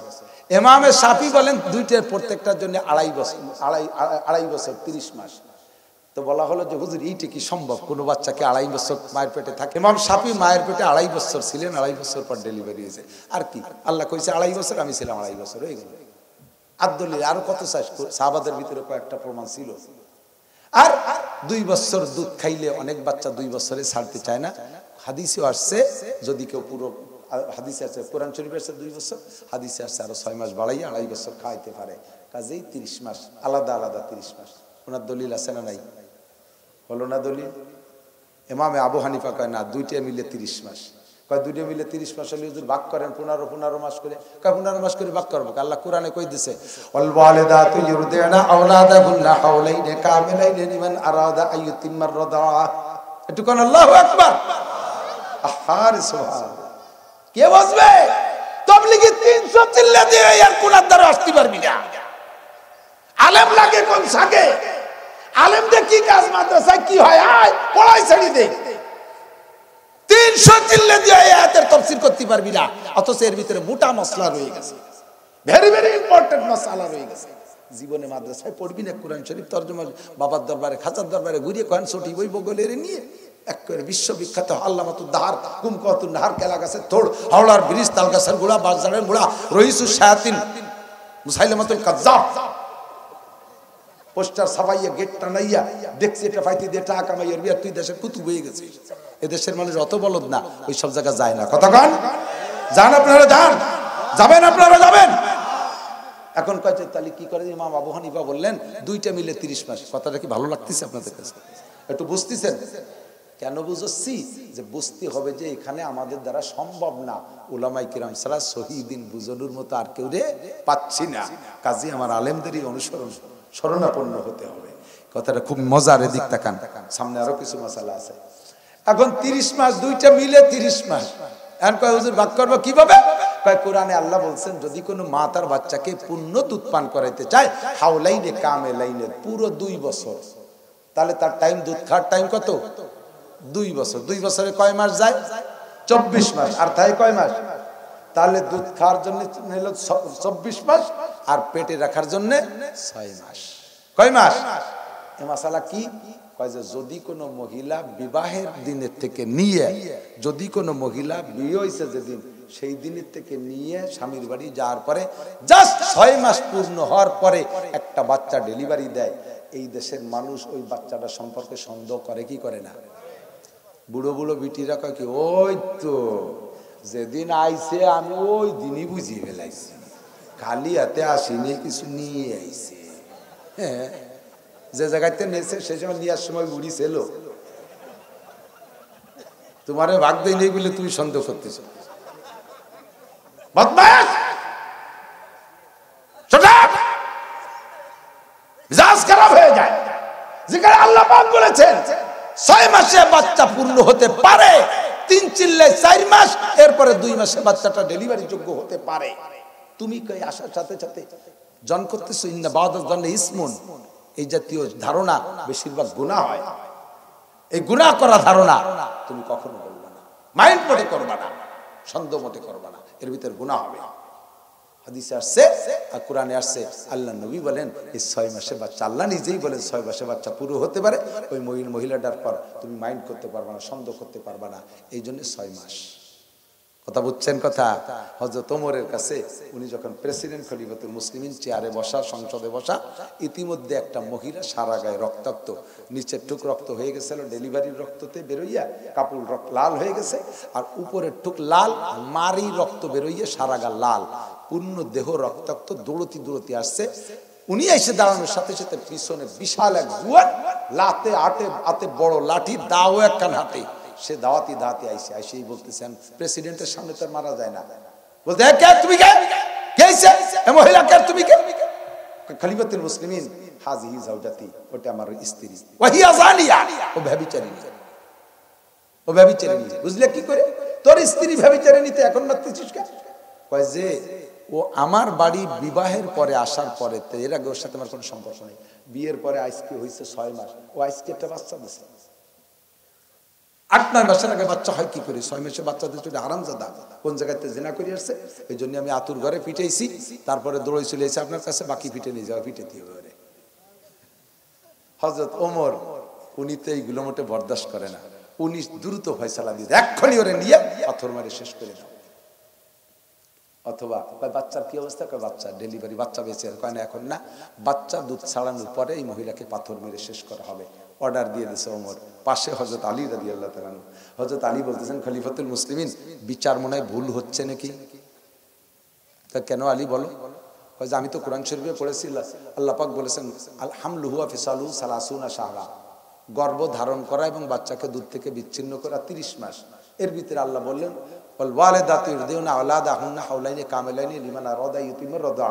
আর বাচ্চারে দুধ খাওয়ানোর টাইম হলো 2 বছর, তাহলে 30 মাসের থেকে 2 বছর 24 মাস চলে গেলি, 6 মাসে তো বাচ্চা পেটে হালালের ঘোষণা আল্লাহ দিয়ে দিয়েছেন। আপনি এই বাচ্চাটারে হারাম বলে, মহিলাটাকে জানিয়া বলে যে পিটে গিয়ে মারার অর্ডার দিলেন, এই মহিলাটা যদি পাথর মারার আঘাতে মারা যায়, তাহলে কিয়ামতের ময়দানে আপনি মানুষ হত্যার দোষে আপনি জাহান্নামে যাবেন। এখন ফয়সালা কি দেবেন দেন। হযরত ওমর লাফ দিয়ে উঠে আলীরা জড়াই ধরিয়া বলতেছে, লাউলা আলীউন লাহালাকা উমর, লাউলা আলীউন লাহালাকা উমর। আজকে আবার আলী না থাকলে আমি ওমর ধ্বংস হয়ে যেতাম। সত্যি তো দারুণ দলিল দিয়েছে, দলিল তো এইটাই। ওই লোকটা বলছে, ভাই তুমি আর মাইন্ড খারাপ করো না, তুমি তওবা করো, স্ত্রীর কাছে মাপ চেয়ে নিও, তোমার বাচ্চা হালাল। স্ত্রীর কাছে মাপ চেয়ে নিও, তোমার বাচ্চা হালাল। এই সাহাবা তো সেও তো সাহাবা, বলদের মতো কাঁদতেছে। তাহলে কি হবে? আমার স্ত্রী যদি মরে যায় এই মারি, আমি মাপ চাওয়ানি কবে? হুজুর কি হবে না? হুজুর কাছে যাও, চিকিৎসা করো, সুস্থ করো, পরে সুস্থ হওয়ার পরে স্ত্রীর কাছে মাপ চেয়ে নিও, অন্যায় করেছো তুমি। দোস্ত, সাহাবাই কিরাম তাও দেখেন ইস্তেমবাতের ভিতরে এলোমেলো হয়ে যাচ্ছিল, পাশে আরেকজন সহযোগিতা করে সেটা সমাধান করে দিয়েছে। আর কিচ্ছু জানে না, বোতল দামলা 2 খান ছটি বই পড়িয়ে ফাঁকা ফাঁকা ফতোয়া দিয়ে বেড়ায়। জীবনেও মুখ খুলবেন না, কোনোদিন এ ব্যাপারে মুখ খুলবেন না, সাবধান থাকবেন। কথা কি বুঝে আসছে নাকি? তাহলে সর্বকিছু মিলেয়া শেষে চলে যাচ্ছি। নবী পাক সাল্লাল্লাহু আলাইহি ওয়াসাল্লামের নবুয়তি জিন্দেগিতে 23 বছরে আল্লাহর কাছ থেকে ইলম শিখা হজে গেছেন শেষ বয়সে। তো ওই হজটা যে হুজুরের বিদায়ী হজ, এটা হুজুর জানে না, এটা হুজুর জানে না। তো ওই বয়ানটার ভিতরে এই কেউ নড়বে না, একেবারে এই গাই দোয়ানোর জন্য আগে ফানাতি হয় না, ফানানো হয়ে গেলে সে দোয়াতি হয় না, দোয়ানোর সময় যদি বালতি সরাই নিয়ে যায় তাহলে দুধ বাড়ি যাবে নাকি? বক্তাদের ওয়াজের সিস্টেম শুরু দিয়ে অনেক কথাকে ফানায় আনতে হয়, শেষে হলো দোয়াতি হয়। দোয়া বোঝান সেই সময় যদি বালতি সরাই নিয়ে যায় তাহলে দুধ বাড়ি যাবে না রে। পানা ডুবে শেষ, দোয়ানের সময় কাঁচাই গেছে, জায়গায় চলে এসেছি, ভুল বুঝবা না। তো হুজুর বিদায় হজ, এই হজটা বিদায় হজ হুজুর জানেন না, আসরের নামাজের পরে সেই জায়গাটা এখন আছে মসজিদে নামিরা, বিশাল মসজিদ। বছরে একদিন ওই আরাফাতের দিন শুধু তালা খুলে ভিতরে জামাতে নামাজ হয়, আর আরাফাতের দিন আসরের জামাতি শেষ জামাত, মাগরিবের জামাতে ওখানে নামাজ হয় না। বাইরে খোলা জায়গা আছে, বারান্দা আলগা আছে, ওখানে নামাজ হয়, ভিতরে আর নামাজ হয় না। এই আরাফাতের মসজিদে নামিরার ওখানে নবী পাক মেম্বার বানাইছে উটকে, উটের পিঠে বসে হুজুর খুতবা দিচ্ছেন। সাহাবাই কিরাম শুনে আশ্চর্য হচ্ছেন। দিক তাকান, অনেক সময় বাপরা বুড়ো কালে মরার কিছুদিন আগে কিছু কিছু আজিব আজিব কথা ছেলেদেরকে ডেকে বলে, জামাল শোন তোরে দুটো কথা বলে যাই, তোরে দুটো কেজি, সালেহা মা এদিকে দি তোরে দুটো কথা বলি। এইরকম কিছু কিছু কথা ওরা শোনে আর কাজ, আব্বা তো এ জাতীয় কথা কোনোদিন বলে না। হঠাৎ করে সকালবেলা স্টপ 12টার দিক মরে গেছে। আরে মরে যাবে, বিদায় জীবনের শেষ কথাগুলো পেয়ে গেল। পরে এই নিয়ে ভাবেন না, অনেক সময় আসেন না আব্বা মারারা এরকম জানেন না ঘটনা এরকমই। তো সাহাবাই কিরাম বলতেন হুজুর আজকে এই জাতীয় কথা বলে কি দি একটা বিদায়ের কথার মতো মনে হচ্ছে। এর 51 দিন পরে হুজুর মারা গেছে। ওই সময় হুজুর খুতবার ভিতরে খুতবার দিচ্ছেন, তার ভিতরে জিবরিল আলাইহিস সালাম আয়াত নাযিল করে দিয়েছে, আল-ইয়াওমা আকমালতু লাকুম দীনাকুম ওয়া আতমামতু আলাইকুম নি'মাতি ওয়া রাদিতু লাকুমুল ইসলাম দীনা। আল-ইয়াওম, আল-ইয়াওম আজকে, আল-ইয়াওম মানে কি আজকে, এখন আল-ইয়াওম আল্লাহ ঘোষণা দিলেন, আল-ইয়াওম আজকে এই মুহূর্তে, আকমালতু লাকুম দীনাকুম তোমাদের দিন পূর্ণ করে দিয়েছি। ভালো করে বুঝতে হবে, আল্লাহ বললেন দিন পূর্ণ করে দিছি। কে বলছেন? আল্লাহ যদি কোনো কিছু বলেন যে এই কলসটা পূর্ণ হয়ে গেছে, আল্লাহ যদি বলেন যে বস্তাটা ভরে গেছে, তাহলে কি ওর মধ্যে আর কোনো জায়গা ফাঁকা থাকা সম্ভব? ওয়া আতমামতু আলাইকুম নি'মাতি তোমাদের জন্য আমার যে নিয়ামত ছিল এটা পূর্ণ করে দিছি। মুফাসসিরিনে কিরাম বলেন আকমালতু লাকুম দীনাকুম, দিন মানে দ্বীনে শরিয়াত, পূর্ণ কুরআনী শরিয়াত। আর আতমামতু আলাইকুম নি'মাতি, নিয়ামত মানে নিয়ামতে মুহাম্মদ সাল্লাল্লাহু আলাইহি ওয়াসাল্লাম, নিয়ামতে নবুয়ত, নবুয়তের নিয়ামতকে পূর্ণ করে দিছি। মুহাম্মদ সাল্লাল্লাহু আলাইহি ওয়াসাল্লামের টাইম শেষ, আর তোমাদের শরিয়ত ইসলামকে পূর্ণ করে দিই। ওয়া রাদিতু লাকুমুল ইসলাম দীনা, ধর্ম বলতে একমাত্র আমি ইসলামকে গ্রহণ করলাম, অন্য সব ধর্ম বাতিল। কে বলছে? কে বলছে? মুসলমান সাক্ষী দেন আমাদের ধর্মের নাম কি? এটা মেনে নিলেন কে? পছন্দ করলেন কে? আপনি পছন্দ করলেন না কে? আপনি যে নেইমার, মেসি, এমবাপ্পে, বাপের বেটা বাপ্পে, এই যে এগে ভক্ত হয়ে গেলেন, হিন্দুকে দুর্গা পূজা, সরস্বতী পূজা, লক্ষ্মী পূজা, কালী পূজা, বড় পূজা, ছোট পুজো, মাঝি পুজো, সাইজি পুজো, এই পুজোয় যে ওই বাড়িতে লাড্ডু আর নাড়ু খান, তা খান কে? আপনি তো ইসলামের পর সন্তুষ্ট হতে পারলেন না। এই ঘটনা যখন ঘটে গেছে, এখন আমি ব্যাখ্যা করি। আল্লাহ যদি বলেন যে নবুয়তি পূর্ণ হয়ে গেছে আর শরিয়াত দিন পূর্ণ হয়ে গেছে, একটুকের উপর আমি রাজি, তাহলে এই পূর্ণতার দুইটা তর্জমা। একটা হলো এমন ভাবে আল্লাহ পূর্ণ করছে যার ডানি বামে কিছু বাড়তি নাই, বাড়তি যে ওইটুকি খোসা লাগতেছে বলে কেসি দিয়ে কাটিয়ে সমানরি, ওইটুকি খুসা খাসা লাগতে পারে, এই জন্য কেসি দিয়ে কাটি সমান করি, এরকম সুযোগ নাই। আবার ওর মধ্যে একটু ফাঁক নাই যে সেইটুক কেদাই দিয়ে বন্ধ করতে হবে, আছে? আল্লাহ যেটাকে পূর্ণতা বলে ঘোষণা দিয়েছেন, এই ঘোষণার পরে নবী পাক বললেন তারাকতু ফিকুম আমরাইন, হে আমার সাহাবায়ে কিরাম তোমাদের জন্য দুটো জিনিস রেখে গেলাম, লান তাদিল্লু কখনো পথভ্রষ্ট হবে না, মা তামাসসাকতুম বিহিম, ওই দুটো ধরে রাখতে পারলে। একটা হলো কিতাব আল্লাহ, একটা হলো আল্লাহর কিতাব, আর একটা হলো সুন্নতি, আমি নবীর সুন্নাত। লম্বা চওড়া আলোচনা, ভিক্ষা সারা জিন্দেগি ভরে কোরআন শরীফের আলোচনা আর হাদিসের আলোচনা করলে এই কথার আন্ডারে শেষ হবে না। এখন আমি আপনি মুসলমান, আমার দিক তাকান, আমার দিক তাকান।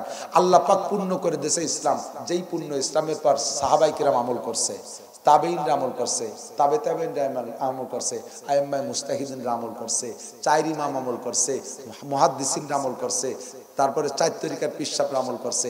এই একই তরিকার উপরে ইদানিং কালে এসে যদি ওর ভিতরে কেউ রং চড়াই বাড়াই বুড়োই বলে, তাহলে সেই লোকটা ইসলামের ভিতরে বাড়ানো গেলা।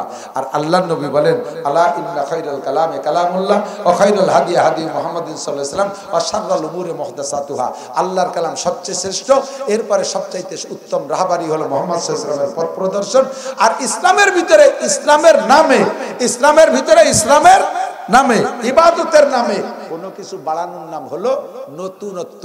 আর কুল্লু জাদিদ কি বলা হয়, কুল্লু মুহদাসাতিন বিদআ, ইসলামের নামে যা নতুন আবিষ্কার করা হবে সেইটার নাম বেদাত। ওয়া কুল্লু বিদআতিন দালালা, সমস্ত বেদাত হলো গুমরাহি। ওয়া কুল্লু দালালাতিন ফিন্নার, সমস্ত গুমরাহির পরিণতি হলো জাহান্নাম। কথা কোন ঠিক কি ঠিক না? আমরা জীবন ভরে যা জানি, কোরআন হাদিস থেকে যা জানি, ও দোস্ত, কখনো ইসলামের কোরআন সুন্নাহর বাহিরে আমাদের কোনো কিছু করা ঠিক হবে না। রাজি আছেন তো? সংক্ষেপে বলি, যদি কেউ কিছু কইতে আসে ওইটাকে নিয়ে আমাদের কাছে পাঠায় দেবেন। দেখেন ভাই, কি উতুল্লিম বাদা জালিকা জানিন সূরা কলমের একটা আয়াত, এর তর্জমা হলো ওই দিন নাজিল হয়েছে সূরাটা, এই সূরাটা ধরে নাজিল, গলা চিবিয়ে মারিও না, আল্লাহ পাক হেফাজত করুক, সবাই বলেন আমিন। তাহলে আমরা সহি দিন শিখবো উলামায়ে কেরামের কাছ থেকে। রাজি আছেন তো? আল্লাহ সহি দিনের পর চলার তৌফিক দান করুন। ভ্রান্ত আকীদা যদি কেউ আমাদের ভিতরে প্রতিষ্ঠিত করতে আসে, কমপক্ষে মাওলানা তৈয়ব সাহেব থাকলো আপনাদের এই পাশে, আরো ওই যে হাফেজ মারজান আছে, আরো উলামায়ে কেরাম আছে, বাহিদদের হুজুররা আছে, এনাদের কাছে একটু শুনিয়ে তারপরে নতুন কথাটা খাইয়েন। তার আগে যদি খান শয়তানের কাছে ধোঁকায় পড়ে যাবেন, এ কথা ভালো করে মনে রাখবেন। ঠিক কি ঠিক না? ঠিক কি ঠিক না? আজকে মাহফিলে কষ্ট হয়েছে আপনাদের? একটু ভালো লাগছে নাকি? কিছু কথা শিখতে পারছেন? এ কথার পর চলা যাবে না ইনশাআল্লাহ। শুনলাম, জানবো, বুঝবো, মানবো, আমল করব। আল্লাহ তাআলা তৌফিক দিক।